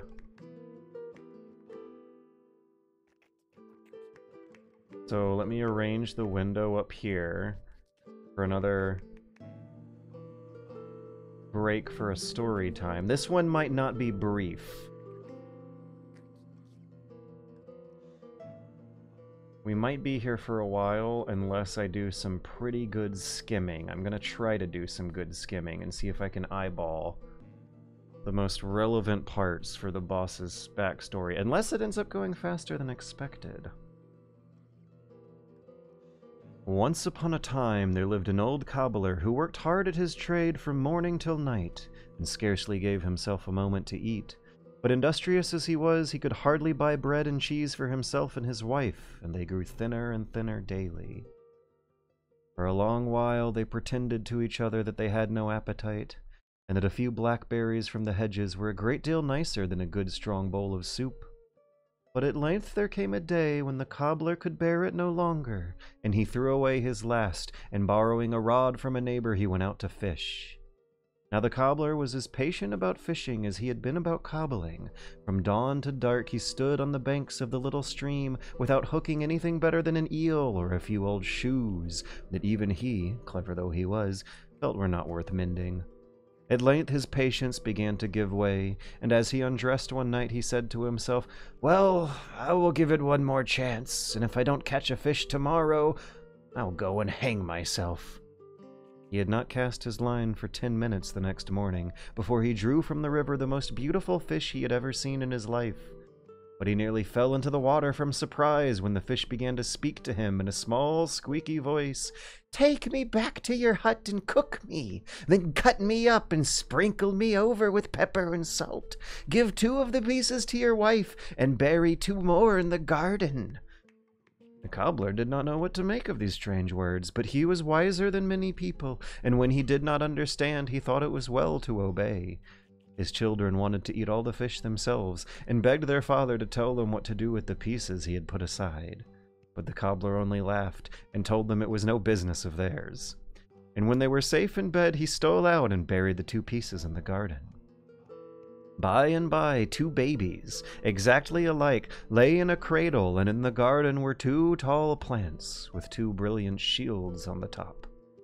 Years passed, and the babies were almost men. They were tired of living quietly at home, being mistaken for each other by everybody they saw, and determined to set off in different directions to seek adventures.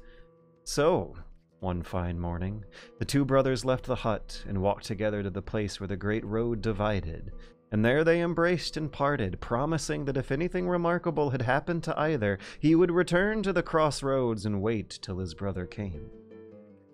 The youth who took the path that ran eastwards arrived presently at a large city, where he found everybody standing at the doors, wringing their hands and weeping bitterly.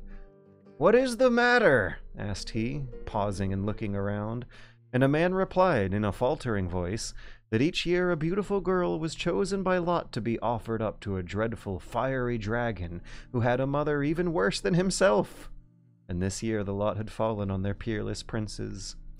"But where is the princess?" said the young man once more, and again the man answered him, "She is standing under a tree a mile away, waiting for the dragon."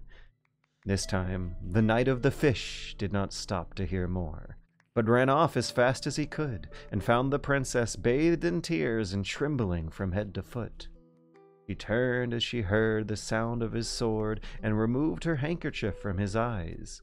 "Fly!" she cried. "Fly while you have yet time, before that monster sees you!" She said it, and she meant it.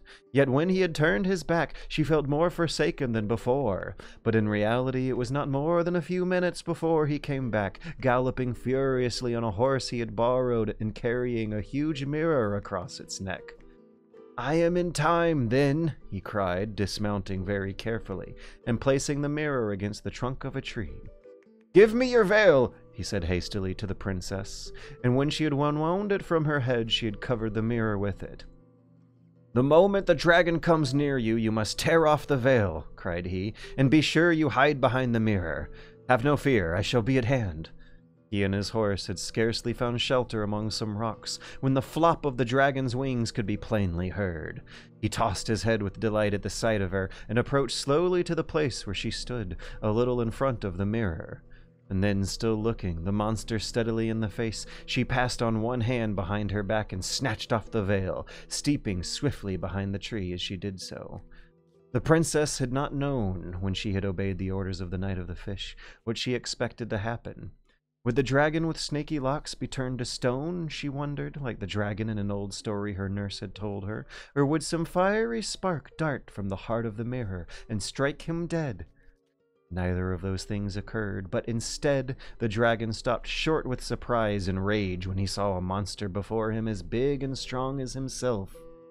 He shook his mane with rage and fury. The enemy in front did exactly the same. He lashed his tail and rolled his red eyes, and the dragon opposite was no whit behind him.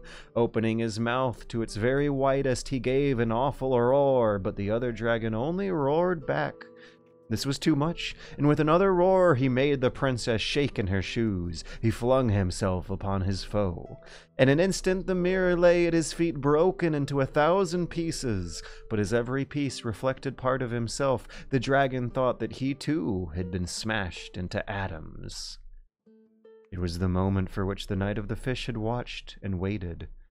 And before the dragon could find out that he was not hurt at all, the young man's lance was down his throat, and he was rolling, dead, on the grass. Oh, what sorts of joy rang through the great city when the youth claimed riding back with the princess sitting behind him and dragging the horrible monster by a cord. Everybody cried out that the king must give the victor the hands of the princess, and so he did. And no one had ever seen such balls. No one had ever seen such balls and feasts of sport before. And when they were all over, the young couple went to the palace prepared for them, which was so large that it was 3 miles round. The first wet day after their marriage, the bridegroom begged the bride to show him all the rooms in the palace, and it was so big and took so long that the sun was shining brightly again before they stepped onto the roof to see the view. "What castle is that out there?" asked the knight. "It seems to be made of black marble." "It is called the Castle of Albatross," answered the princess. "It is enchanted, and no one that has tried to enter it has ever come back." Her husband said nothing, and began to talk of something, but the next morning he ordered his horse, took his spear, called his bloodhound over, and set off for the castle. It needed a brave man to approach it, for it made your hair stand on end to merely look at it. It was as dark as the night of a storm, and as silent as the grave. But the Knight of the Fish knew no fear, and had never turned his back on an enemy, and so he drew out his horn and blew a blast. And the sound awoke all the sleeping echoes in the castle, and was repeated now loudly, now softly, now near and now far, but nobody stirred for all that. "Is there anyone inside?" cried the young man in his loudest voice. "Anyone who will give a knight hospitality? Neither governor nor squire, not even a page?" "Not even a page," answered the echoes. But the young man did not heed them, and only struck a furious blow at the gate. And then a small grating opened, and there appeared the tip of a huge nose, which belonged to the ugliest old woman that ever was seen. "What do you want?" said she. "To enter," he answered shortly. "Can I rest here this night? Yes or no?" "No, no, no," repeated the echoes. Between the fierce sun and his anger at being kept waiting, the Knight of the Fish had grown so hot that he lifted his visor, and when the old woman saw how handsome he was, she began fumbling with the lock of the gate. Come in," said she. "So fine a gentleman will do us no harm." "Harm," repeated the echoes, but again the young man paid no heed. "Let us go in, ancient dame," but she interrupted him. "You must call me Lady Barbaresca," she answered sharply, "and this is my castle, to which I bid you welcome. You shall live here with me and my husband." But at these words the knight let his spear fall, so surprised was he. "I marry you? Why, you must be 100 at least," cried he. "You are mad! All I desire is to inspect the castle and then go." As he spoke, he heard the voices give a mocking laugh. But so the old woman took no notice, and only bade the knight follow her. Old though she was, it seemed impossible to tire her. There was no room, however small, she did not lead him into, and each room was full of curious things he had never seen before. At length they came to a stone staircase, which was so dark that you could not see your hand if you held it up before your face. "I have kept my most precious treasure to the last," said the old woman. "But let me go first, for the stairs are steep, and you might easily break your leg." So on she so went, now and then calling back to the young man in the darkness. But he did not know that she had slipped into a recess, till suddenly he put his foot onto a trap door which gave way under him, and he fell down, down as many good knights had done before him, and his voice joined the echoes of theirs. "So you would not marry me," chuckled the old witch. Meanwhile, the brother had wandered far and wide, and at last he wandered back to the same great city where the other young knight had met with so many adventurers. He noticed, with amazement, that as he walked through the streets the guards drew themselves up in line and saluted him, and the drummers played the royal march, but he was still more bewildered when several servants in livery ran up to him and told him that the princess was something terrible had befallen him, and had made herself ill with weeping. At last it occurred to him that once more he had been taken for his brother. "I had better say nothing," thought he. "Perhaps I shall be able to help him after all." So he suffered himself to be borne in triumph to the palace, where the princess threw herself into his arms. "And so did you go to the castle?" she asked. "Yes, of course I did," answered he. "And what did you see there?" "I am forbidden to tell you anything about it until I have returned there once more," replied he. "Must you really go back to that dreadful place?" she asked wistfully. "You are the only man who has ever come back from it." "I must," was all he answered. And the princess, who was a wise woman, only said, "Well, go to bed for now, for I am sure you must be very tired." But the knight shook his head. "I have sworn never to lie in a bed as long as my work in the castle remains standing." And the princess again sighed, and was silent. Early next day, the young man started for the castle, feeling sure that some terrible thing must have happened to his brother. And at the blast of his horn, the long nose of the old woman appeared at the grating. But the moment she caught sight of his face, she nearly fainted from fright, as she thought it was the ghost of the youth whose bones were lying in the dungeon of the castle. "Lady of all the ages," cried the newcomer, "did you not give hospitality to a young knight but a short time ago?" "Short time ago," wailed the voices. "And how have you ill-treated him?" he went on. "Ill-treated him," answered the voices. The woman did not stop to hear more. She turned to fly, but the knight's sword entered her body. "Where is my brother, cruel hag?" asked he sternly. "I will tell you," said she, "but as I feel that I am going to die, I shall keep that piece of news to myself till you have brought me to life again." The young man laughed scornfully. "How do you propose that I should work that miracle?"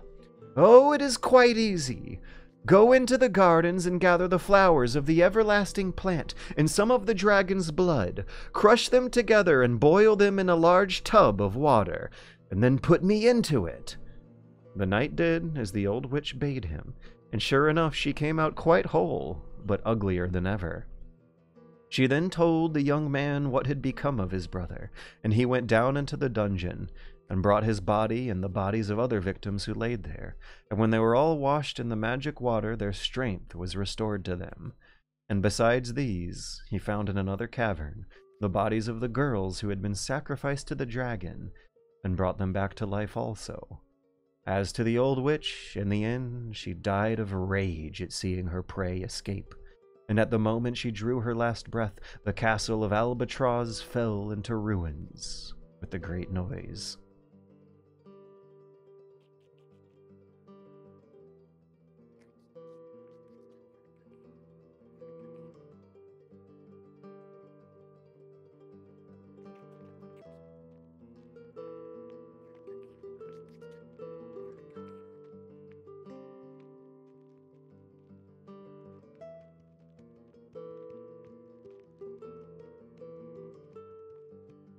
I believe we've had a metaphor for monarchical royal authorities hidden inside a metaphor for aging, hidden inside a metaphor for young masculine bravado.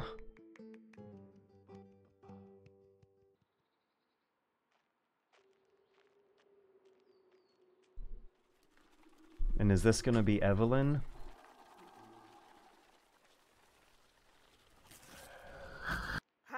Oh no.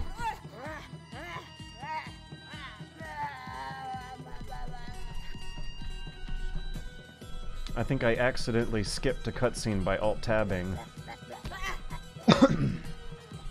Okay, new plan. I'm gonna try to get myself killed so I can rewatch the cutscene.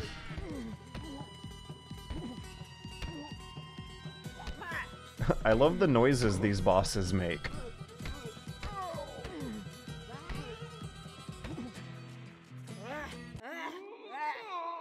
Okay, I want to see that cutscene again. I definitely want to see that cutscene again.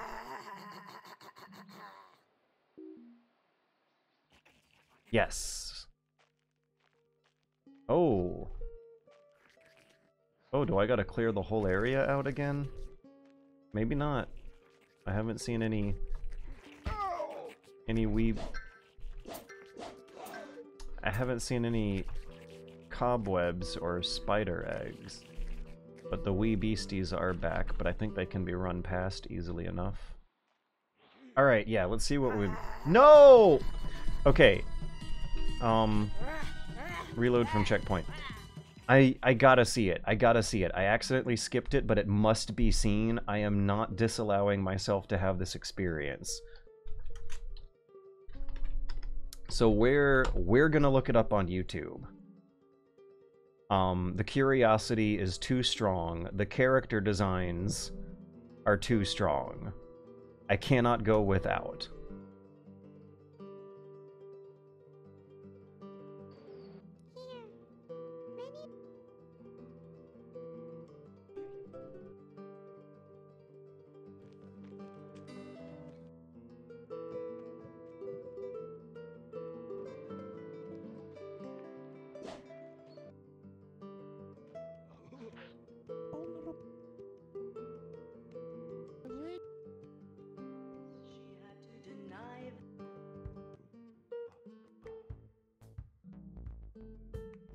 I don't see Thank you for your purchase. any spooky dark forests here.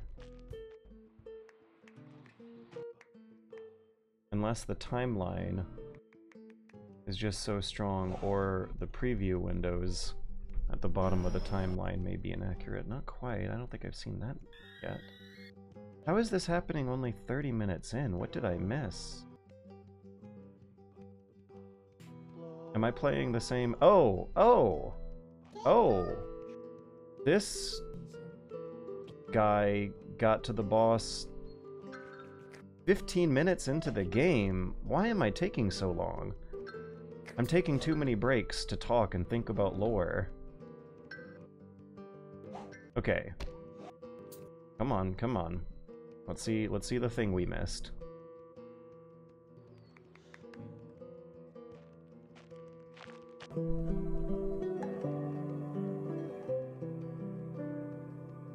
Oh, there was a save point right before the boss.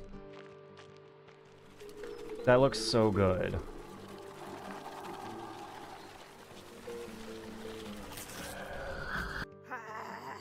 Oh, maybe I didn't skip anything accidentally. Maybe it just really was that that fast of a cutscene. Okay. Well, in any event, mystery solved. Let's get back to it. And good lord, that playthrough really shows how slow I'm going.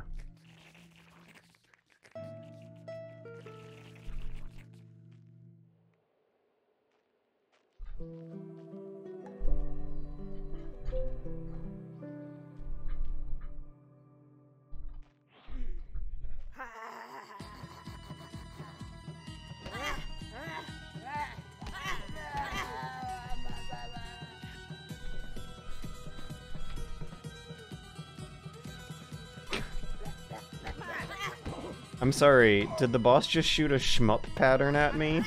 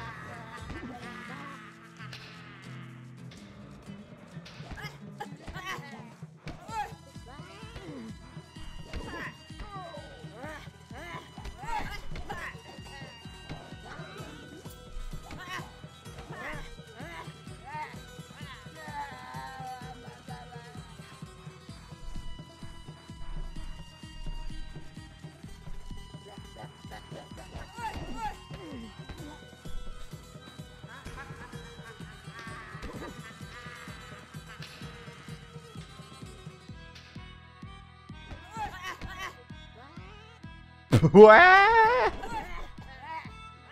Can I hear that jumping noise again? Wah! I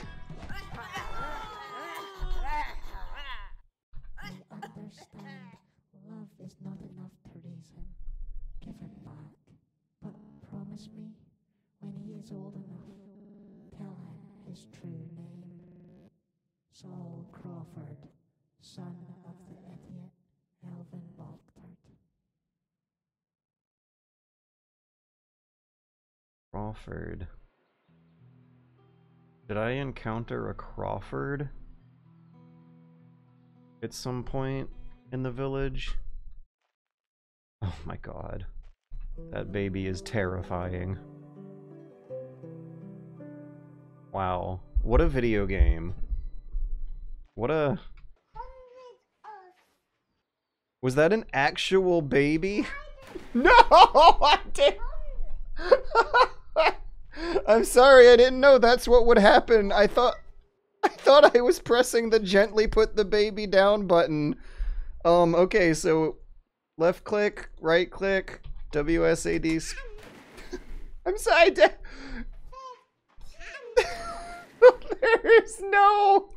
there is no gently push the baby down button. The only interaction they give you is comic relief.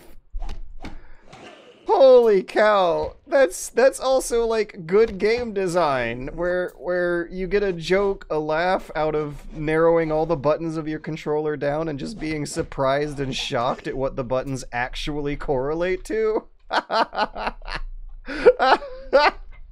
Everyone is so... Why am I having... Also, the fact that it's so fun to throw the baby around is like another joke that's just... I mean, like, look at the effects it gives. He explodes into a giant blue poof of special effects.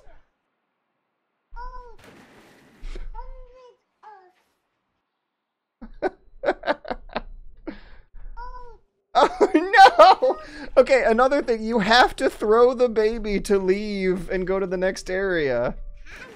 Oh no! The baby does splash damage. Oh my god, the baby is gonna be the puzzle block object. No.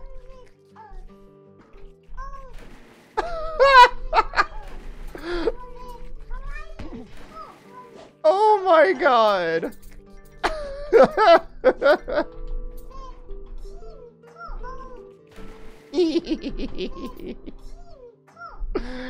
Oh no. Oh no. I can't believe how much how much you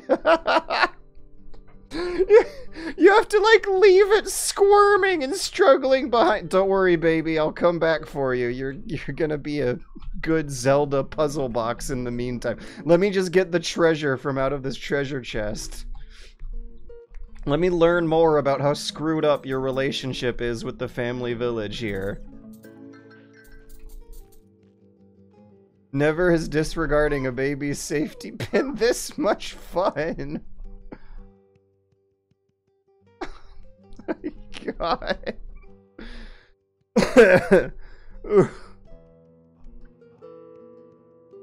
Oh, sorry, baby, I gotta say.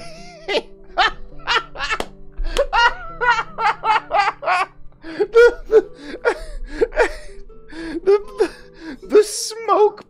well, the impact frame was frozen all night while Judero was just taking a break. So I don't know if I was able to fully explain it earlier, but to press the use button to enter the next area and interact with the door, the use button is the baby yeet button. So there is no way to progress through this.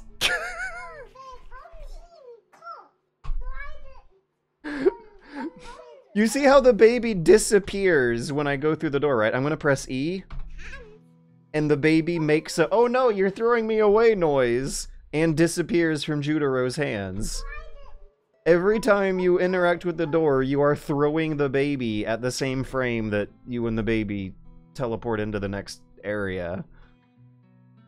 And now the music is cueing me into slowing down and relaxing for,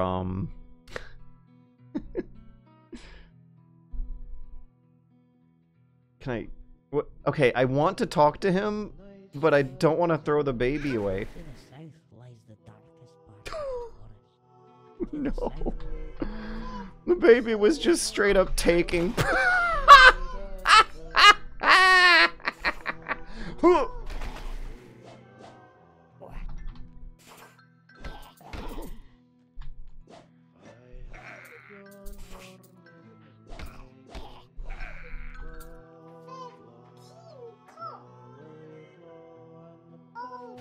Oops, sorry, I wanted to press the run button, not the yeet baby button, but there's... It's very hard not to press the yeet baby button. You saved him.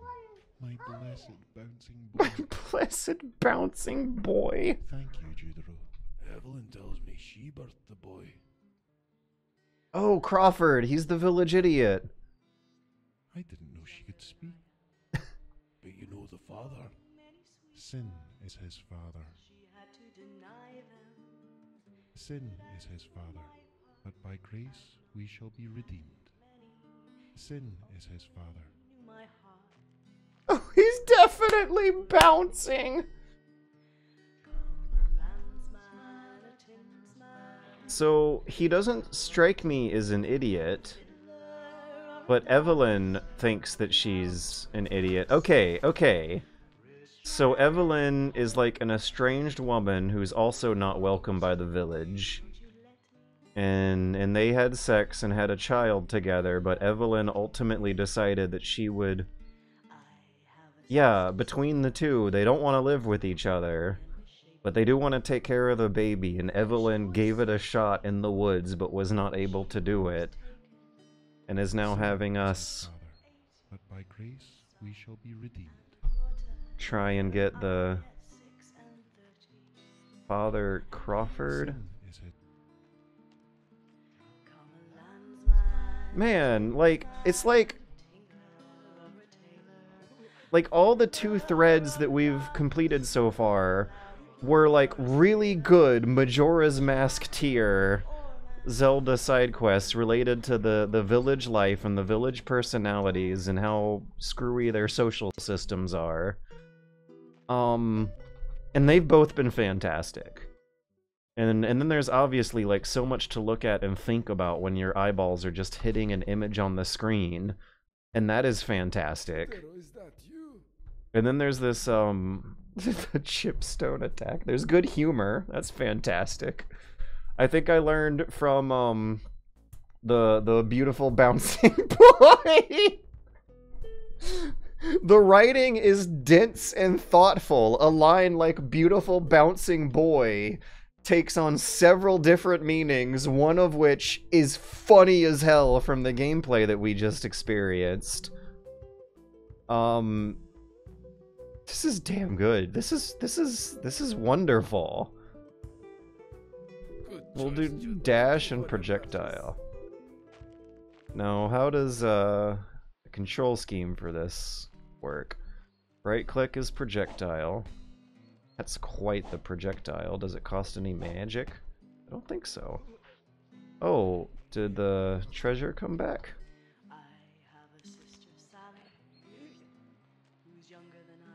I'm gonna listen to the song.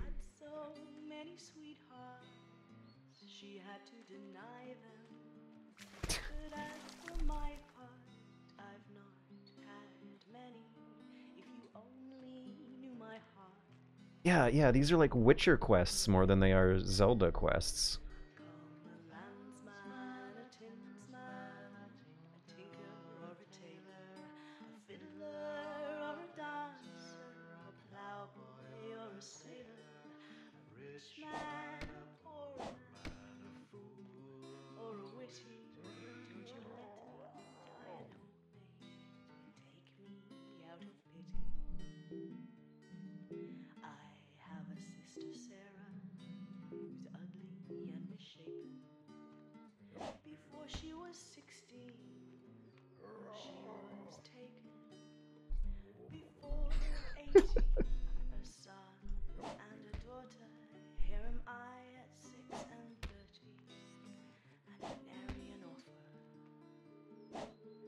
Come a landsman, a tinsman, a tinker or a tailor, a fiddler or a dancer, a ploughboy or a sailor, a rich man, a poor man, a fool or a witty. Don't you let me die an old maid, but take me out of pity.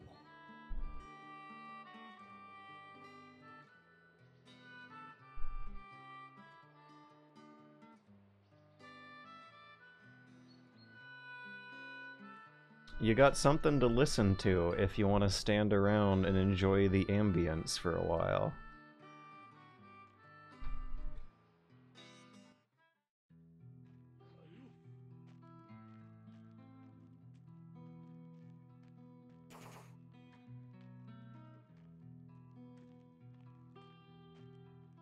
I want to enjoy the ambience more than I was. I'm not sprinting through that. I'm slowly walking through that. After I farm some money from the wee beastie here. Wait, are you new? Gregor and Calvin McKinley live north of here on this planet. The briars have been growing wild. The wind shall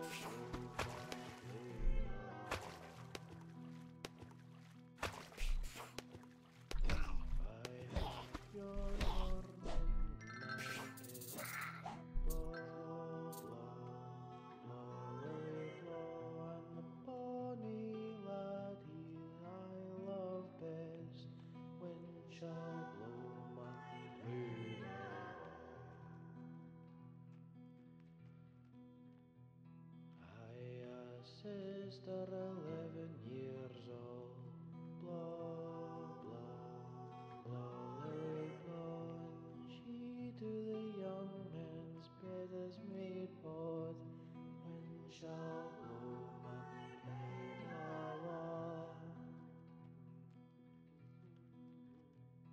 I myself am only. How good it looks. There's something sparkling in the grass, or are my eyes playing tricks on me from the art style? Whoa! Oh, there's some cool, spooky Halloween pagan bullshit going on up here. What's this gonna be?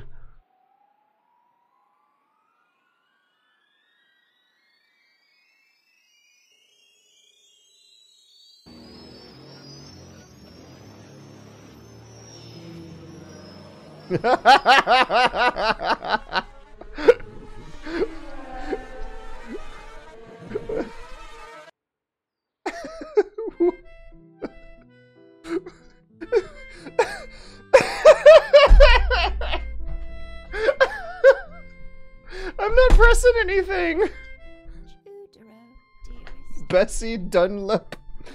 Okay, so a sexy witch in the woods with huge boobs and a kind of sort of punk rocky hoodie attire.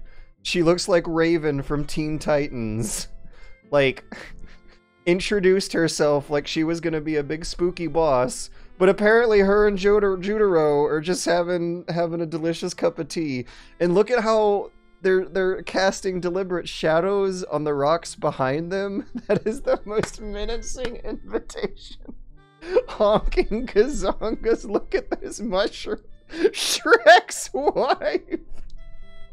Bessie, they're spreading tall tales about you in the village. Oh,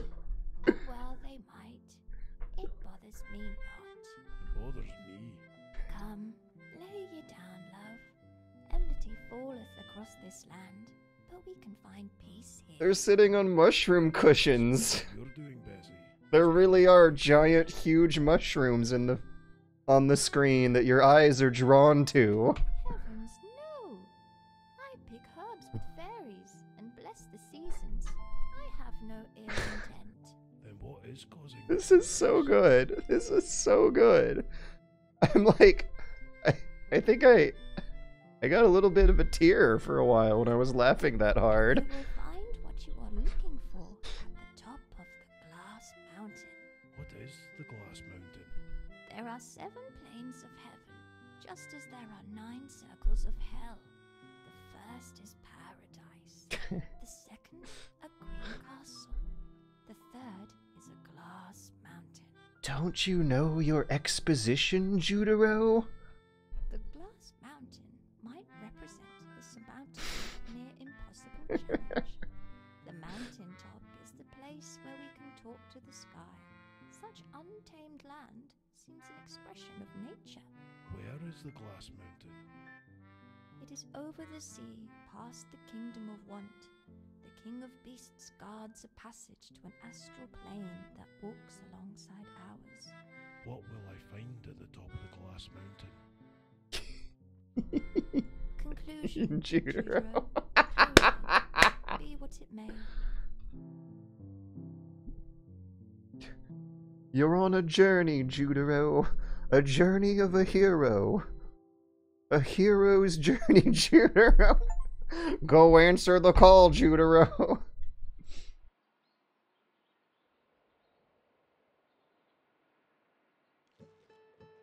Oh, where are we? How did we get here?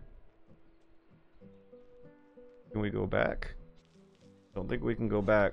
Do the miniature German bushes made out of sponge have money? Yes. I got like $2. We're on a quest. This mob. Oh no, I think the village had a new bestiary entry that I forgot to...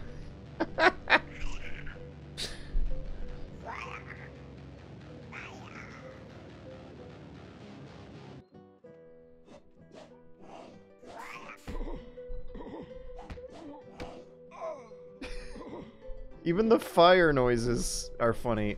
So, Judero caught his hair caught on fire for a few frames, as is video game tradition these days, apparently. Just like in Metal Gear 2 Solid Snake.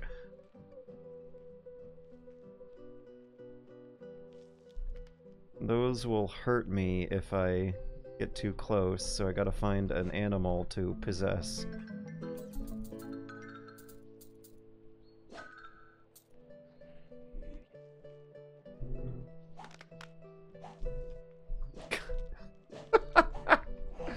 There's something funny about smacking the bushes through someone else's fence line to check for money falling out. Is there anything of interest back there that the briars are blocking? Because I'm not seeing it from my current vantage point. Can my ghost go through there? Nah. Okay, come here. Come here, fire sprite. Let's see what you can do with these briars.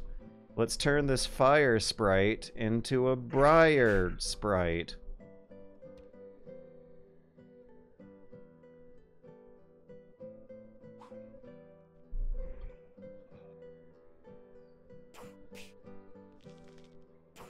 Oh, neat. Okay, let's see if the fire sprite takes water damage like other monsters. Yes. And they give you $3. So I got $2 and many more than $2 a few seconds later.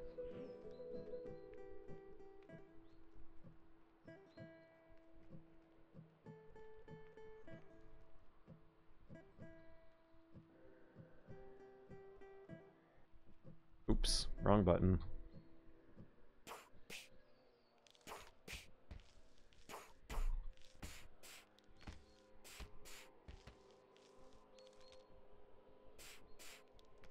What is the route I'm using to get up here? We got water and fire. I think I ought to save the water. I learned from my 10 minutes of infant care that I now have to violently throw this barrel away. There is no gently putting this barrel down.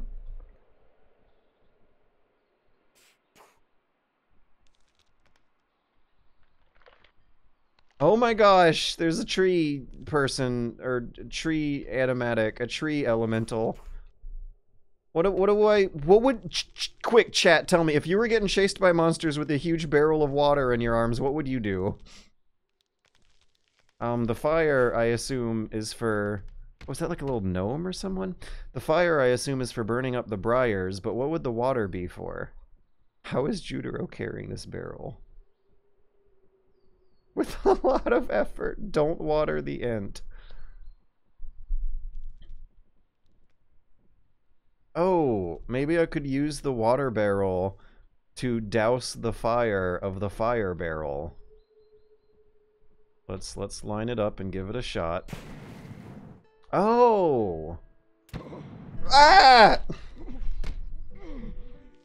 It's fine, my hair is on fire, but I'll use the fire from my hair to burn the briars, and it actually worked? Why did that actually work?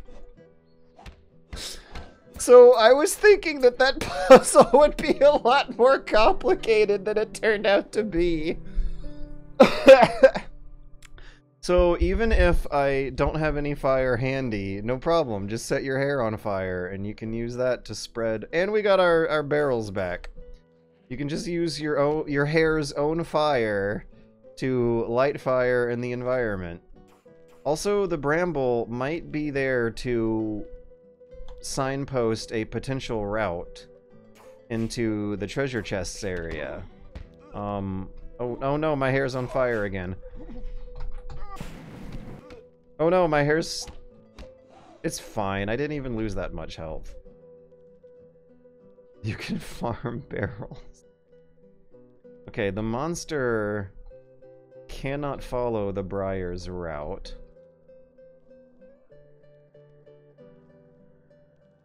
I'm wasting too much mana here. And I don't think I can follow the bramble's route. Can I smack the fence line down? No. It's just out of reach. It seems silly almost that my, Can I dash attack to do it? It feels almost silly that my, my character cannot climb this elevation after the other angles he's been able to trudge up before. So maybe there's some other way to the treasure? Probably a Metroidvania thing. Maybe I'll come back from there. I want to Skyrim it, but I probably... Also, the angle of the light is changing as I move through the stage. Yeah, I'm trying to Skyrim it when I should be Metroidvania it. There's probably a hidden route to the right of the frame.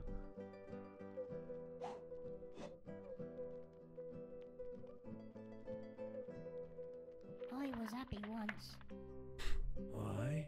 Yes, I was once promised that I would be given a child of my own. Then at the last minute I was cheated, and I came away empty-handed. That's terrible, but with adopting, I suppose you've got to prepare What? for disappointment. This wasn't through an adoption agency, though. I wish I had that option. Where I come from, it's illegal to offer even the most basic services to small, strange-looking people. I couldn't even post a letter in peace. Gosh, how awful. Yes, I was eventually exiled to a place in the mountains. They didn't like me laugh either, you see. They said it was creepy. Anyway, one day I decided to take a walk near the castle. Having nothing to lose if I got caught, I heard someone crying. It was a girl. Turns out her father had said to the king she could spin straw into gold in order that he might marry her. He must have been drinking when he said that. Otherwise, he was a clear villain with only self-interest at heart. To cut a long story short, I can do a bit of magic, you see, so I spanned the straw for her in exchange for things I didn't really need anyway. I did that just to make her feel like it wasn't charity. The king kept locking her up and demanding her spend more gold, and on one evening, she realised she had nothing more to give me. So, I said she could give me her child. Hey, why not? No one's ever going to marry me in this kingdom of want, and she could have plenty of other babies, I'm sure. I went away full of happiness and built an extension on my shack. Built an extension on my shack. When I came back for the baby, the newly made queen turned her back on me. She even offered to placate me with the very gold I'd spun for her. Idiotic creature, I thought. But I did not use magic to take me frustration out on her, like the witches did. Nor did I steal the baby. I instead gave her another chance, even though she'd been untrue to her word. I said if she guessed my name within 3 nights, she could keep the baby. And she won eventually. On the 3rd night, she got it. I had made the mistake of being too cocky and dancing around the campfire, shouting out my name like a bleeding idiot. So, of course, someone heard me then. So, although she didn't actually guess my name, I had pretty much put myself in mate. Still, she hadn't guessed it, so she broke the deal. I decided to let this go without argument. To be honest, I was thinking that if her child was anything like her, I'd have run away. Who not only would be without all these riches, but also would have had her head cut off and her father taken away had it not been for me. Banished me. Oh, stranger, and when a child reads this story and someone asks them who they think the bad guy is, who do you suppose they name? Not the king, even though he would have had no qualms about cutting off his future wife's head, and even though he demanded gold like a pig every night, and not the miller, who once put his daughter's life at risk just on the off chance that the king would believe a massive fib and not bother to put it to the test, and certainly not the young girl, the beautiful weeping thing who took the life-saving help someone gave her and later threw it in their face. Who do you think? Me, of course, because I am small and strange and have a funny laugh. Beauty gets away with everything. Oh, what is Rumpelstiltskin's relationship with the Ent though?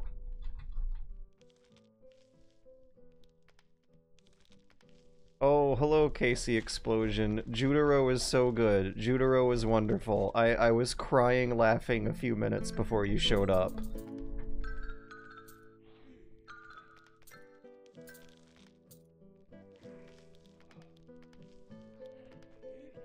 I'm gonna not screw with the Ent for a while. Sorry, I didn't catch your name. Morris. Morris! But perhaps, Morris, there's still hope for you in your pursuit of a Oh no, the Ent's coming behind us in the cutscene. That ship has sailed. Morris. Sit in the woods and try to keep out the way of royalty, lest I'm dragged into a fable again. Okay, well, this might sound a bit rude, but you know, since you do magic and you seem like a nice guy, maybe you could help me with... Sorry, mate, I think you confused me with a fully trained witch. My magic is limited within the area of arts and Arts and crafts. I can knit you a turkey, or embroider you a flower, or whittle you a spoon. But I doubt that's what you're after. No, not really. Well, take care, Morris. Okay, were we actually entirely clear on what Judero is after? Earlier in the game, we were just after helping people in a village, but then we met a witch, and who apparently Judero is good friends with, who sent him on a quest of, I think, fairly of fairly indeterminate motivations. But you know what? That's fine. That's mythology. Things just happen, and it's the ancient human storytelling tradition of things just happening. But yeah, he's telling Rumpelstiltskin, who's actually named, or at least claims his name is Morris, but the omnipotent game label, by his portrait art calls him Rumpelstiltskin, so I don't know what to call him. I think it's time for another story. This is some good ambience. Let's find a way to compost ourselves a nice looking frame, and this time I'll actually keep it on the screen while I read it.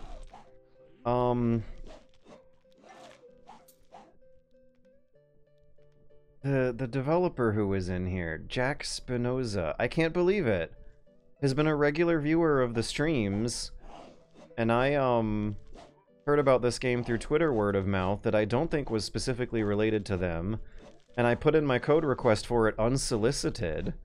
I I was not asked by them to cover the... I came to Judero. Judero did not come to me. But apparently, the guy behind it has been watching my streams this whole time. Anyways, we're gonna position Judero on a nice overlook. Get ourselves a nice composition going on here. Yeah, where the staff is visible, Judero by side profile is visible.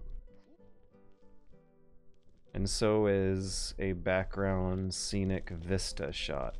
Hey, wait a minute, I'm getting distracted. Is this, does this pathway hide the, route to that treasure chest to the east that I was so intrigued by?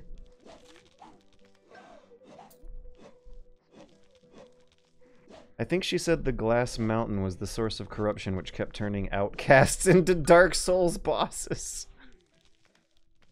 If so, then the whole motivation to go on the hero's quest just flew right past. I missed it. There was a lot less time paid to the quest than the backstory behind the Dark Souls bosses the villagers were turning into. Anywho, I got another tab on the list to go through. Let's press some buttons in my software here while I make the arrangements for all the frames that will be on the screen and see if I have any more delightful updates to hear from the chat.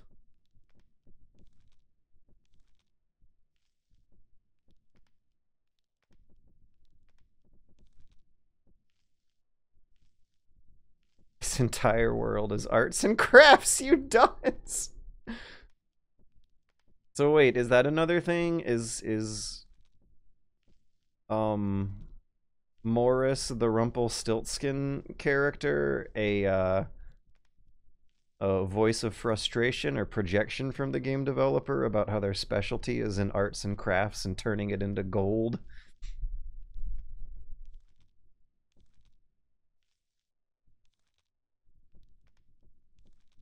It is easy to forget your main quest when you're distracted by a beautiful bouncing baby. Distracted by the exploding baby.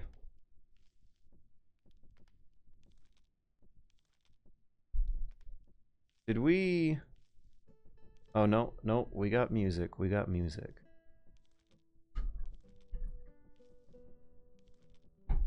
The Dagda sat with his back to an oak tree. He looked like a workman, and his hands were as hard as the hands of a mason, but his hair was braided like the hair of a king. He had on a green cloak with 9 capes, and along the border of every cape there was a running pattern embroidered in gold and silver and purple thread. Opposite the Dagda sat his son, Angus Og, with his hands clasped about his knees. He was in rags, and his hair was matted like the hair of a beggar. A bramble had scratched his nose, but his eyes were smiling. "If you only knew how ridiculous you look in that cloak," he was saying to the Dagda, "you wouldn't wear it." "My son," said the Dagda with dignity, "is the only cloak the people of the former have left me, and the evening is cold." "Why don't you keep yourself warm by working?" said Angus. "It's what I would do myself if you had brought me up to a trade." "Angus," said his father, "remember I am one of the gods. It is not necessary to talk sense to me." "Oh dear," said Angus, "a bramble scratched me on the nose this morning. It's all because you have lost your magic harp in the cauldron of plenty. Soon even the snails will make faces at me. I can't go wandering around Ireland in comfort any more. I'll change myself into a salmon and swim in the sea." "The salmon must come up the rivers once a year, and when you come the Formorians will take you in their net, and it is likely Balor, their king, will eat you." "O Coney awry! I must be something else. I'll be an eagle. You will shiver in the icy grip of the wind that goes before the Formor, the black bitter wind that blows them hither to darken the sun for us. O Cone, my grief and my trouble. I must think of something else. I'll be a good action. The Formor never meddle with a good action." What is a good action? While Angus was talking, a puka came out from between the trees. It looked like a little snow-white kid with golden horns and silver hoofs, but it could take any shape it had a fancy for. When it saw Angus, it smiled and made one jump onto its shoulder. "Look at this," said Angus. "I never can say anything important without being interrupted." "What do you want?" he said to the puka, pretending to be cross.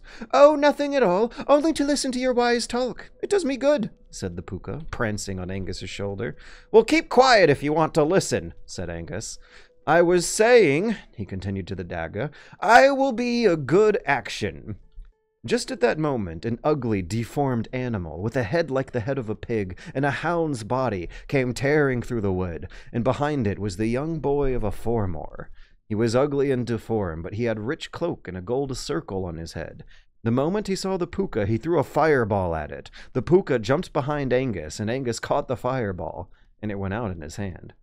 I am a prince of the Foremore," said the boy, trying to look big. "I was thinking as much," said Angus. "You have princely manners." "I am Bowler's own son. I've come out to look for treasure, and if you have anything, I command you to give it to me at once." "What would you like?" said Angus.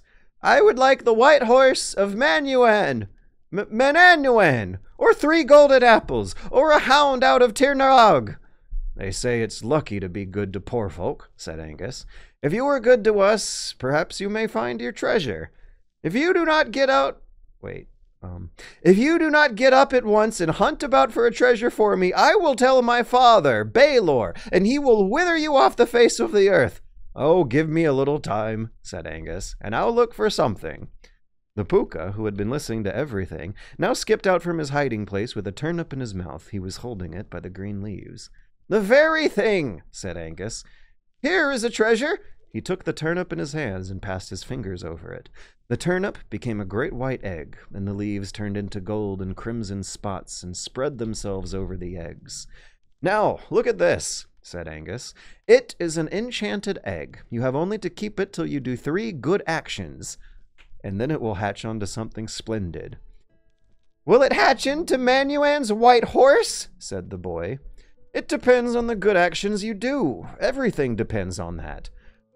"What is a good action?" "Well, if you were to go quietly away and never tell anyone you had seen us, that would be a good action." "I'll go," said the boy. He took the egg in his hands, kicked up a towful of earth at the puka, and went. He hadn't gone far when he heard a bird singing. He looked and saw a little bird on the furze bush. "Stop that noise!" he said.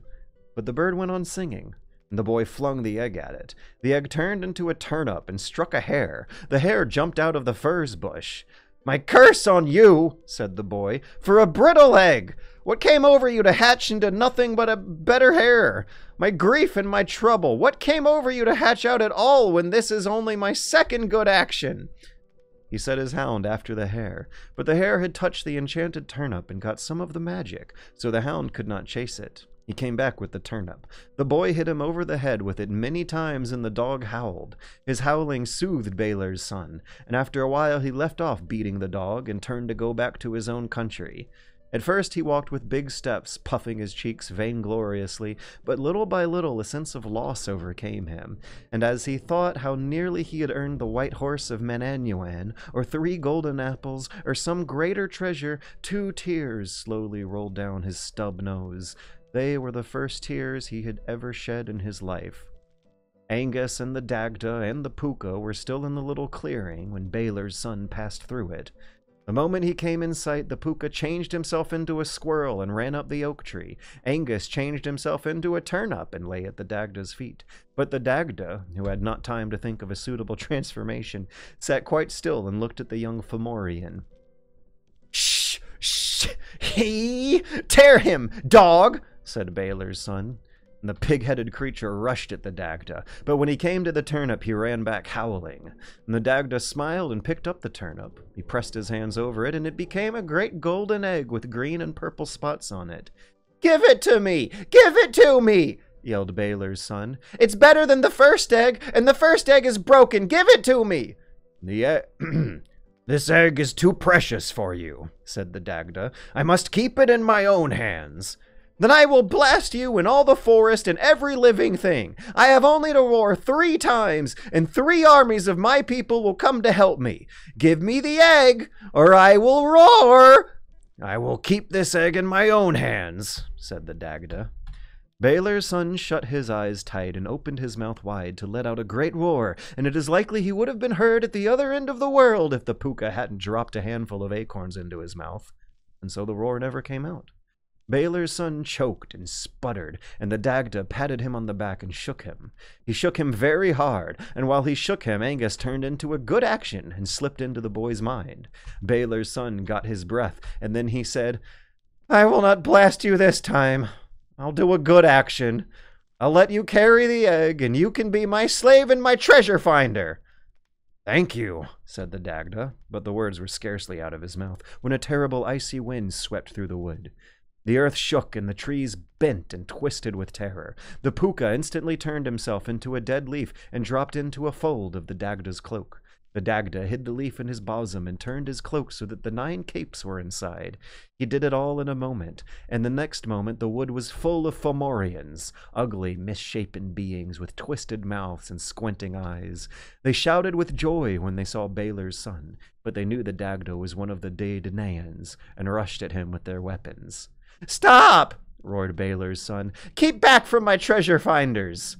They must follow me wherever I go. The Fomor stood back from the Dagda, and their captain bowed himself before Baylor's son. O Prince, he said, whose mouth drops honey and wisdom, the thing shall be as you command, and, O light of our continents, come with us now, for the heart beast is beginning, and Baylor has sent us into the 4 quarters of the world to find you. What feast are you talking about? O pearl of goodness, the feast that your father is giving so that all his lords may see the great harp that was taken from the Dagda. I know all about that harp. I've seen it. No one can play on it. I will not go with you. O fount of generosity, we are all as good as dead if we return without you. Baylor's son turned away and took 2 steps into the wood, and then he stopped and balanced himself. First on one foot, then on the other. Then he turned round and gave a great sigh. I'll go with you, he said. It is my 21st good action. The terrible icy wind swept through the wood again, and the Fomorians rose it into dust, rises into a whirlwind. The Dagda rose too, and the wind swept the whole company into Baylor's country. It was a country as hard as iron, with never a flower or a blade of grass to be seen, and a sky over it where the sun and moon never showed themselves. The place of feasting was a great plain, and the hosts of the Fomor were gathered thick upon it. Baylor of the evil eye was in the midst, and beside him the great harp. Every string of the harp shone with the colors of the rainbow, and a golden flame moved about it. No one of the Fomor had power to play on it. As soon as the Dagda saw the harp, he turned his cloak in the twinkling of an eye, so that the 9 capes were outmost, and he stretched his hands and cried.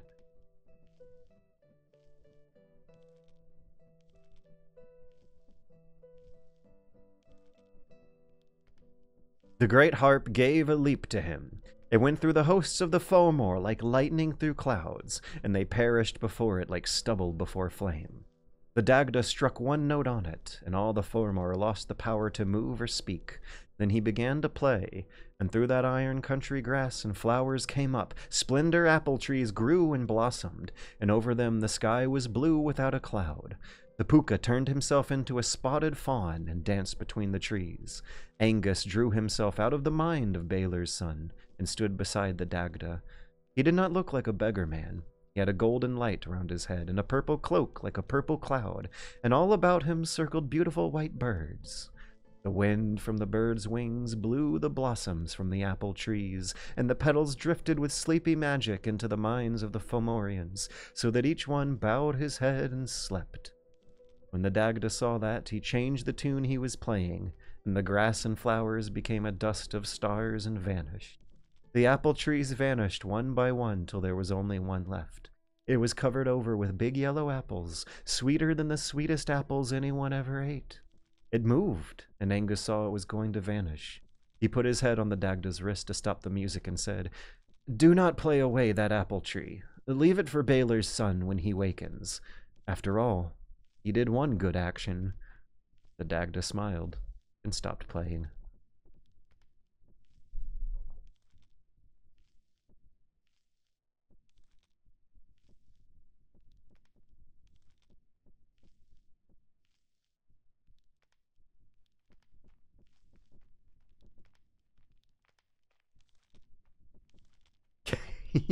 I just glanced at Twitch chat, and the first message I saw was, "Oh no, it's a metaphor."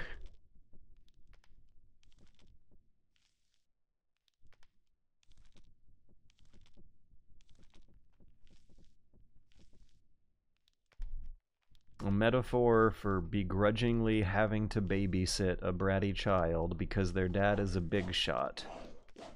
I absolutely am shocked and terrified at how the storyteller accurately predicted that I would be, oh my god, that I would be looking at the camera and asking, "What's a good action?" And like 2 paragraphs later, the characters are asking the same question.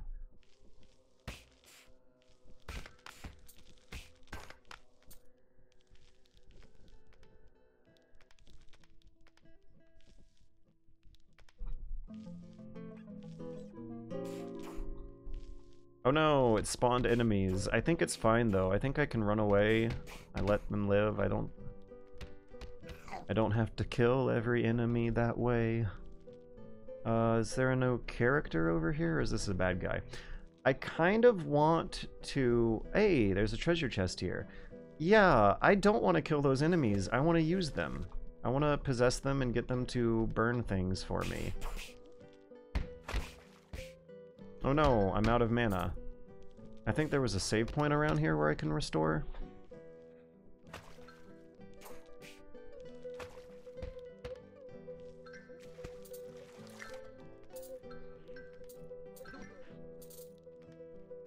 What's going on here?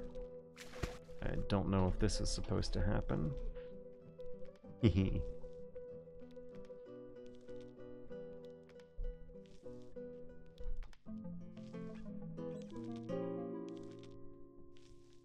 More enemies, that's fine. So I'm out of mana and I can't possess them. But I might be able to... Oh, here we are. I was gonna see if I could lure them over, but this will be faster. Okay, now that I know that the fire sprite's fireball can burn up these bushes, I'm thinking of clearing out this area around this suspicious treasure chest. Okay, I'm gonna possess the int, actually. New thought, I got distracted. Maurice.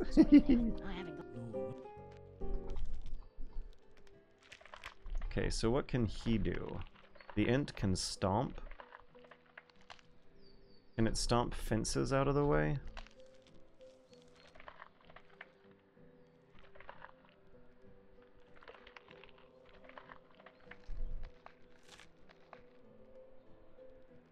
Can it stomp the briars out of the way? The attack isn't doing much, which has me wondering if it actually... Yeah, it will hurt me, okay. So that monster was just attacking with contact damage. Not anything fancier than that. I still don't know if I'm seeing an alternate route to the treasure chest. Wait, maybe I can slip around this hill here? No. Judero is detecting collision. Too much collision to slip around that hill there. Whoa. Wait. Oh, okay. That was the int. I thought there might have been a second one that was not as scary as the first one, but that was the first one. The int, for its most part, is just minding its own business. I'm not gonna screw with the int.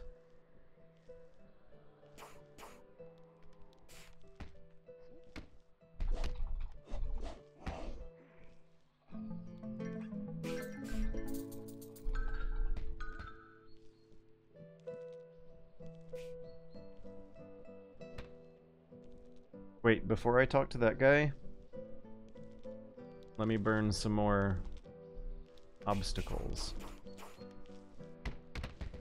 Ah, wait, but I'm out of mana again. Okay. Mental checklist. Burn the obstacles in front of the treasure chest to the left, and then talk to that new character to the north.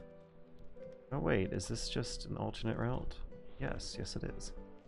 And then I was going to investigate the new path to the south, but I think I accidentally took a new path to the south while thinking that I was backtracking.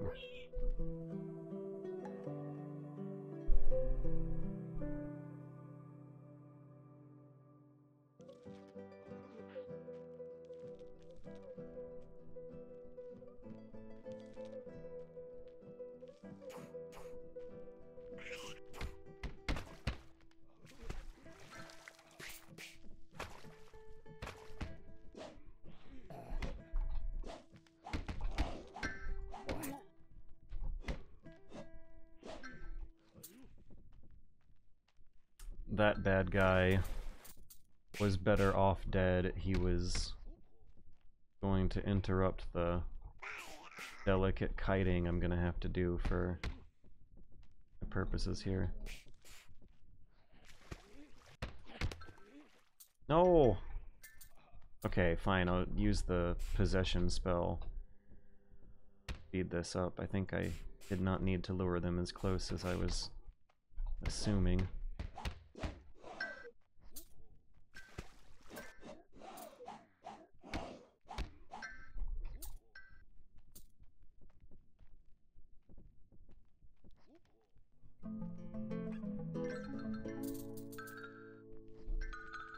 I have a lot of money to take a new pole dancing lesson with, but no stores around me are offering pole dancing. Judero, we're getting it from both sides. Our attention is being divided. From the east, the Fomori, led by their vile Oh. They are weak and pathetic, but relentless, guided by his wicked song. The Fomori? Are, these related to the Fomorians in the story? Wasn't that... Am I misremembering the, Yeah, I am a prince of the Fomor. The Fomorians were ugly little goblins in the story who were not much of a threat to the godly characters. And in the game, they're the Fomori. They are weak and pathetic, but relentless, guided by his wicked song. The vile Dark Lord, Tigirnadub. So this is, like, my mind's eye is visualizing a cute, super deformed, chibi Lord of the Rings, where the orcs are these, pathetic, weak, completely harmless non-threats, and the vile Dark Lord Sauron is the vile Dark Lord Tigirnadub, who's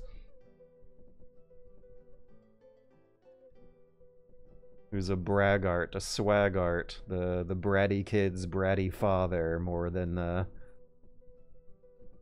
evil personification of negativity.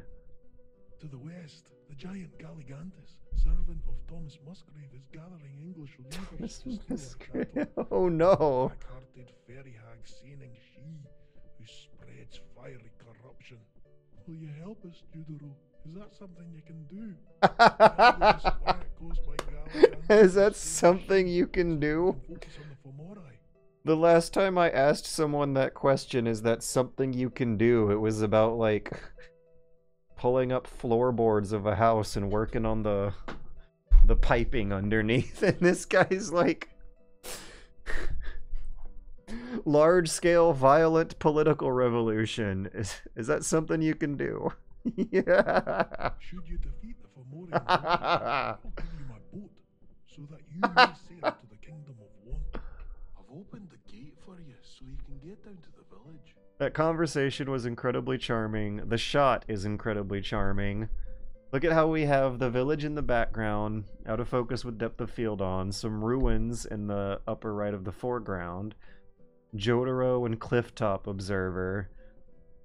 Clifftop Observer's costume looks appropriately referential to like Renaissance art where everyone is half naked and wearing rags that are blowing in the wind, except in the claymation form it looks really quaint and cute and haggard, like this image is hinting at some kind of great classical greatness that it's making a cute parody out of, is what I'm seeing here. Like this formatting in this shot, it could be a beautiful movie still or a beautiful classical painting, but everyone's made out of Play-Doh, and you can see an action figure parts, and you can see the fingerprints on the pieces. This is good. This is good art. The Solway Coast doesn't deserve such vexations. The lairds of the marches have failed us. I think my mental visualization of a cute, chibi, deformed Lord of the Rings dark army for whatever I expect the Fomari to look like is also beautifully hitting this theme of like a cheeky parody of maybe not a cheeky parody is not the right word, like a good-humored, low-budget homage. Yeah.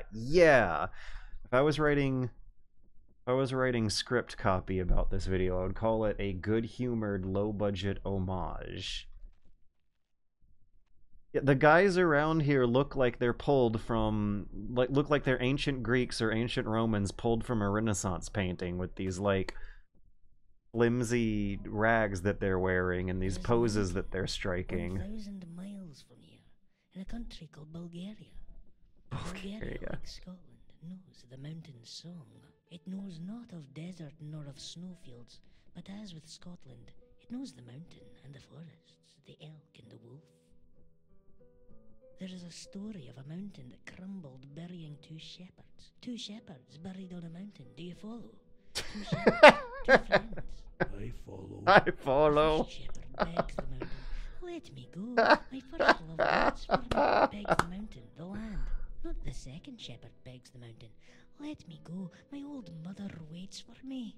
The mountain replies, oh, shepherds too, a betrothed one weeps and grieves from morning till night. It is so, so sad. The mountain says this to the shepherds. Do you understand? But a mother grieves until the grave. What happened to the shepherds? Well, they died. Don't you understand a thing? Are you an idiot? A mountain collapsed on them. He also began the story with how they were buried together. Don't you understand a thing? You an idiot! Don't you understand?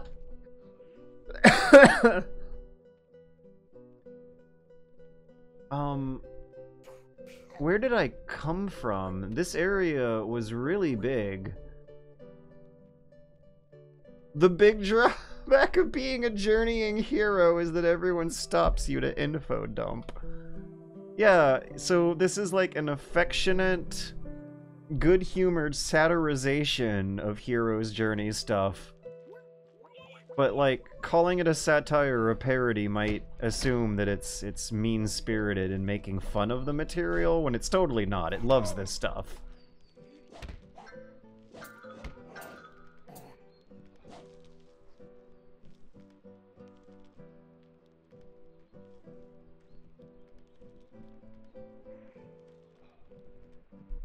They are affectionate parodies, but it's also not much of a parody either. Right, like, if it was a parody, it would probably need to be more a riff of an existing, adaptation of Celtic mythology, but this is original. Their art style's totally original, their stories are original. That's not a good word to use when you're talking about mythological adaptations at all, though. As far as like recent adaptations of Celtic mythology or mythology from the British Isles go, I can't think of a big budget corporate property in my head that this is this is ripping on. It's obviously not...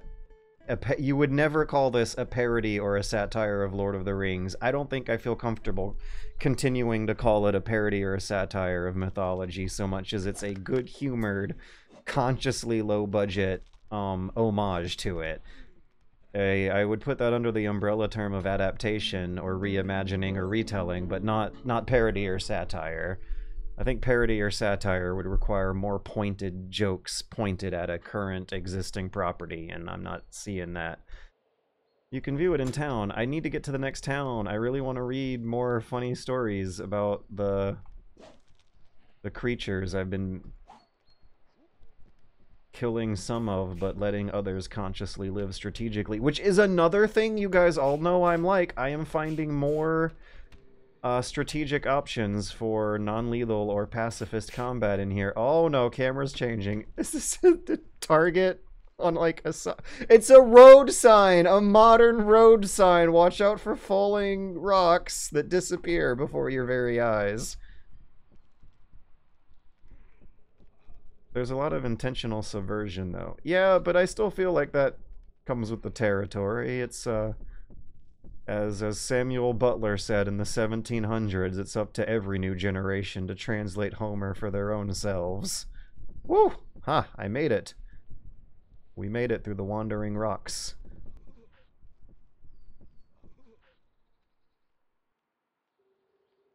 The baby is a weapon. You have a tea time with the witch. Rumpelstiltskin was misunderstood. I remember comparing it at first guess to like really high quality Zelda side quests, but since they are all parodies or satires of fairy tales, I think that's the kind of case where you would use that word. It's kind of like Shrek or The Witcher. And the fire's gonna... Whoa, wait! Oh, okay, no, the fire's still there. We're fine. Oh no! Are these the English men from Carlisle? Did they just say Carlisle like Pokemon? Oh no!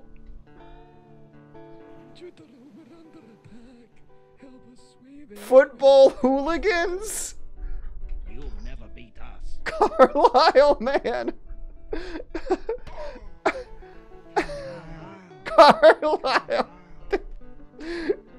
So their barking noise when they come at you, they just say Carlisle. They're from the Isle of Carl. And then they have at least 2 different takes for the Carlisle line. Oh man, maybe if I possess one of the Carlisle men. Oh, should I use my tornado ability?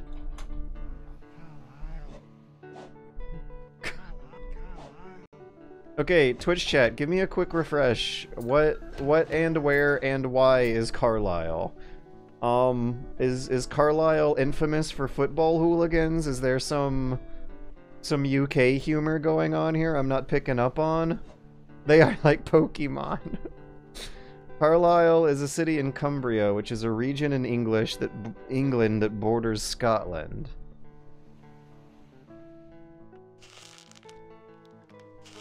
Oh, can I soak?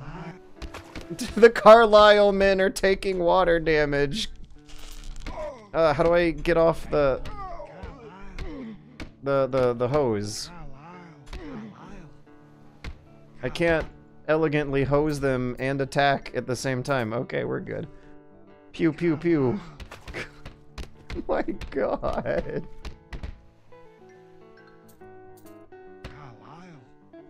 Turret minigame. Escape's not doing it.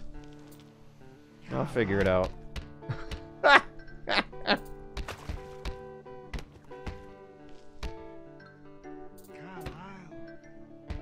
you so much, Judero. That was amazing.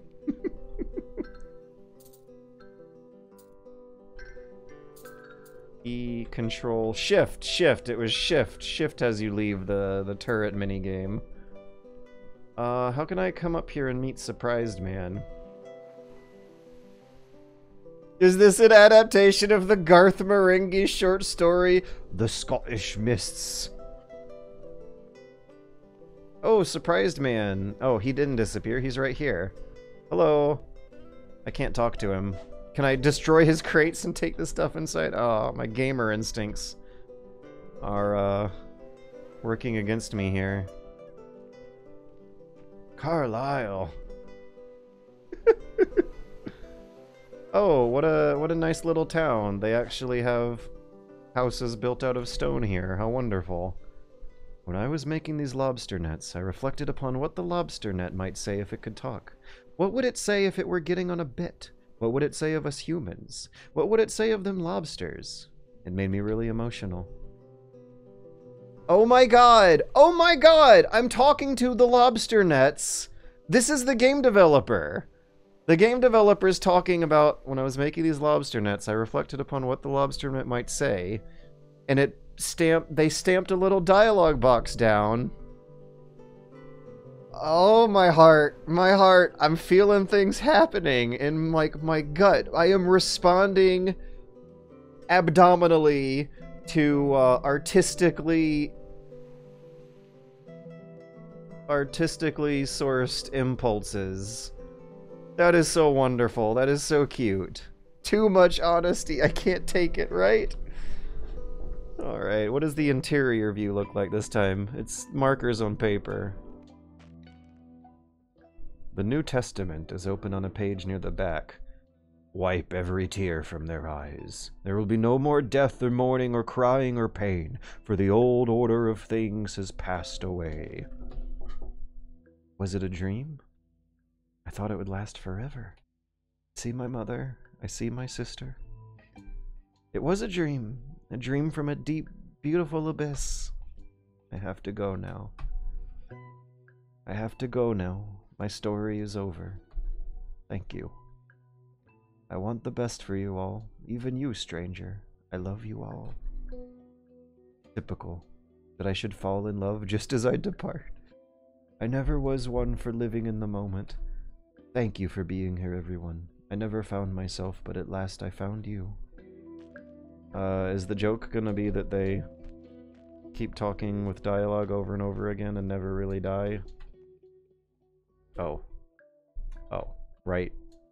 Right when I hit 3 dialogue boxes, I started to question if there was humor, and my expectations got pulled, and nope, it was drama.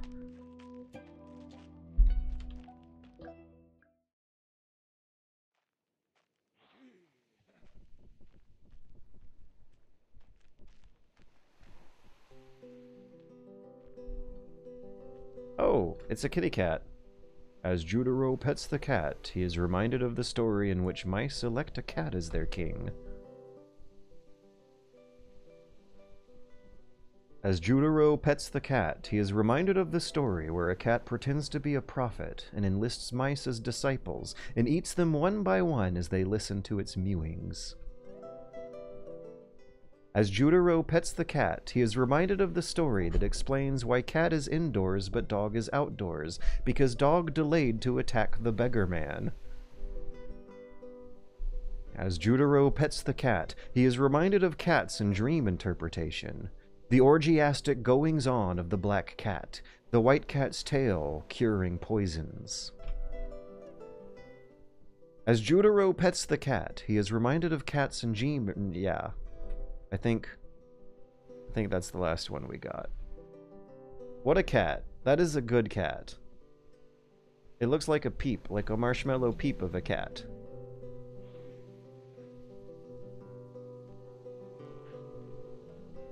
A bowling pin of a creature. Oh, did these lobster nets have anything to say? No. What about these barrels? Yeah, now I'm starting to mash the interact button on all sorts of objects, hoping for something like this. I am the crate they fill with spirits. I am well traveled. I have seen crisis and survival. I don't know who made me, but they made me well. So the crate is appreciative of how well the game developer made that crate. Oh, there's a little clothesline. Oh. Should I talk to human or investigate houses first? I'll investigate houses first.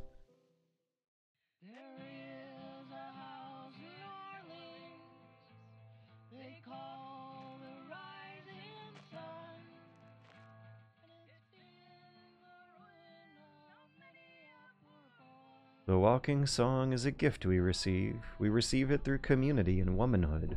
Stories passed down through song, mother to daughter, mother to daughter. Each to each, we are each other.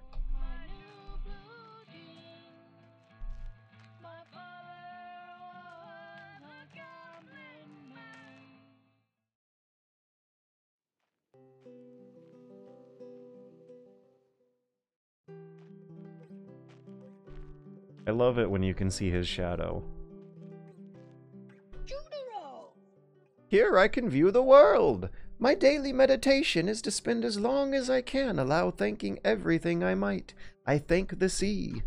I thank the thought of my brother. I thank you. I thank it all, for it enriches us, and I appreciate the experience. It all changes, and all we can do is fail to change with it. We grow ginger in the sand. Our bones...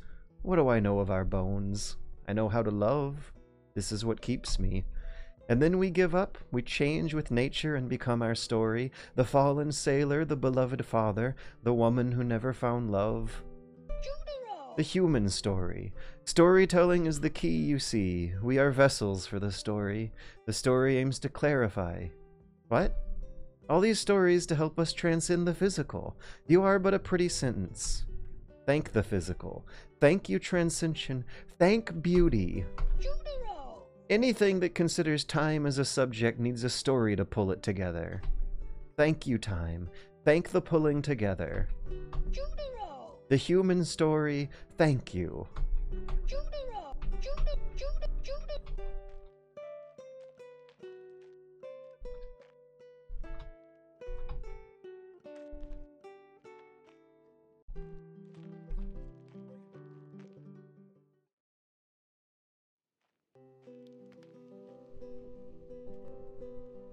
That I will be tried Ah. by my own essence, and that I will be of my body, like pregnant wives endure quirk after quirk after quirk. I imagine pricking my finger and, not blood, but heaven drops. The passion o' the flesh fades.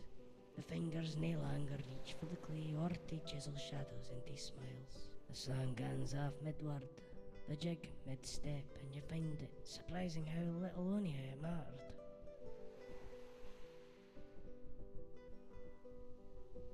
Goodbye, lust, the spirit's last lingering joy. The words o' prayers are deed. My heat, drain mad by the daytime, falleth to pillow. This is how first she meets me. Nae as the reels in strathspace, nor scent, nae bat-winged demon, nor inspired silence. A welcome night's calm. I greet her without confusion. The bygone nae longer casts a shadow afore me. That lang shadow that we, in our tongue-tied futility to distinguish it from the other shadows, call our future. O spring of a youth, a diamond parabola, children at the crack of dawn stamped about that fountain. The world was immense, the night sky a deeper black, and life was lighter then, so terrifying and fun that it took our breath away. Under my breath, almost inaudibly, I call out to your soul to see if it would rise up and stroll with me through paradise. Under my breath, almost inaudibly. My mind's eye and my eye's eye were looking at beautiful, wonderful things during that dialogue. This is damn good. This is so good. This is incredible.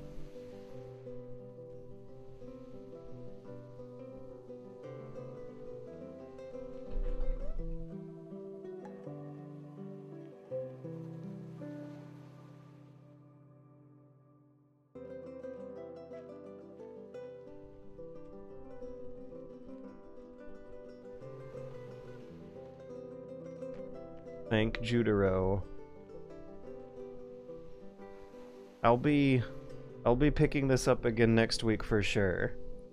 And I think, oh my god, look at the cute birds! Look at them! Yeah, I'm definitely going to be playing this again next week. And I think I'll probably get to the end next week. I've heard that it's not a long game. The game developer told me it's not a long game. The YouTube playthrough was only 4 hours long, but that guy was absolutely blitzing through it and not stopping to smell the roses like I'm doing here. Or...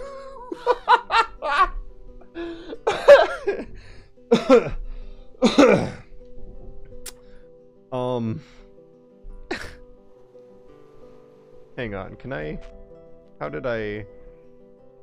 Does it happen if you stand around in one place for too long? Oh, and there's the cat. Can we get the cat and the birds together in the same frame? I don't think we can get cats and birds and sleeping in the middle of the floor of the town homeless Judero all in the same frame together. Either way, it's absolutely incredible and remarkable how the human nervous system psychological apparatus can turn these really grotesque, ugly claymation figures into beautiful, sublime archetypes here, and how like this village and the crazy poet at the edge of the cliff was doing things to my brain that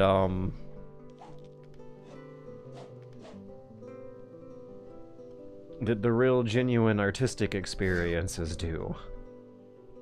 I think this game is too pure for this world.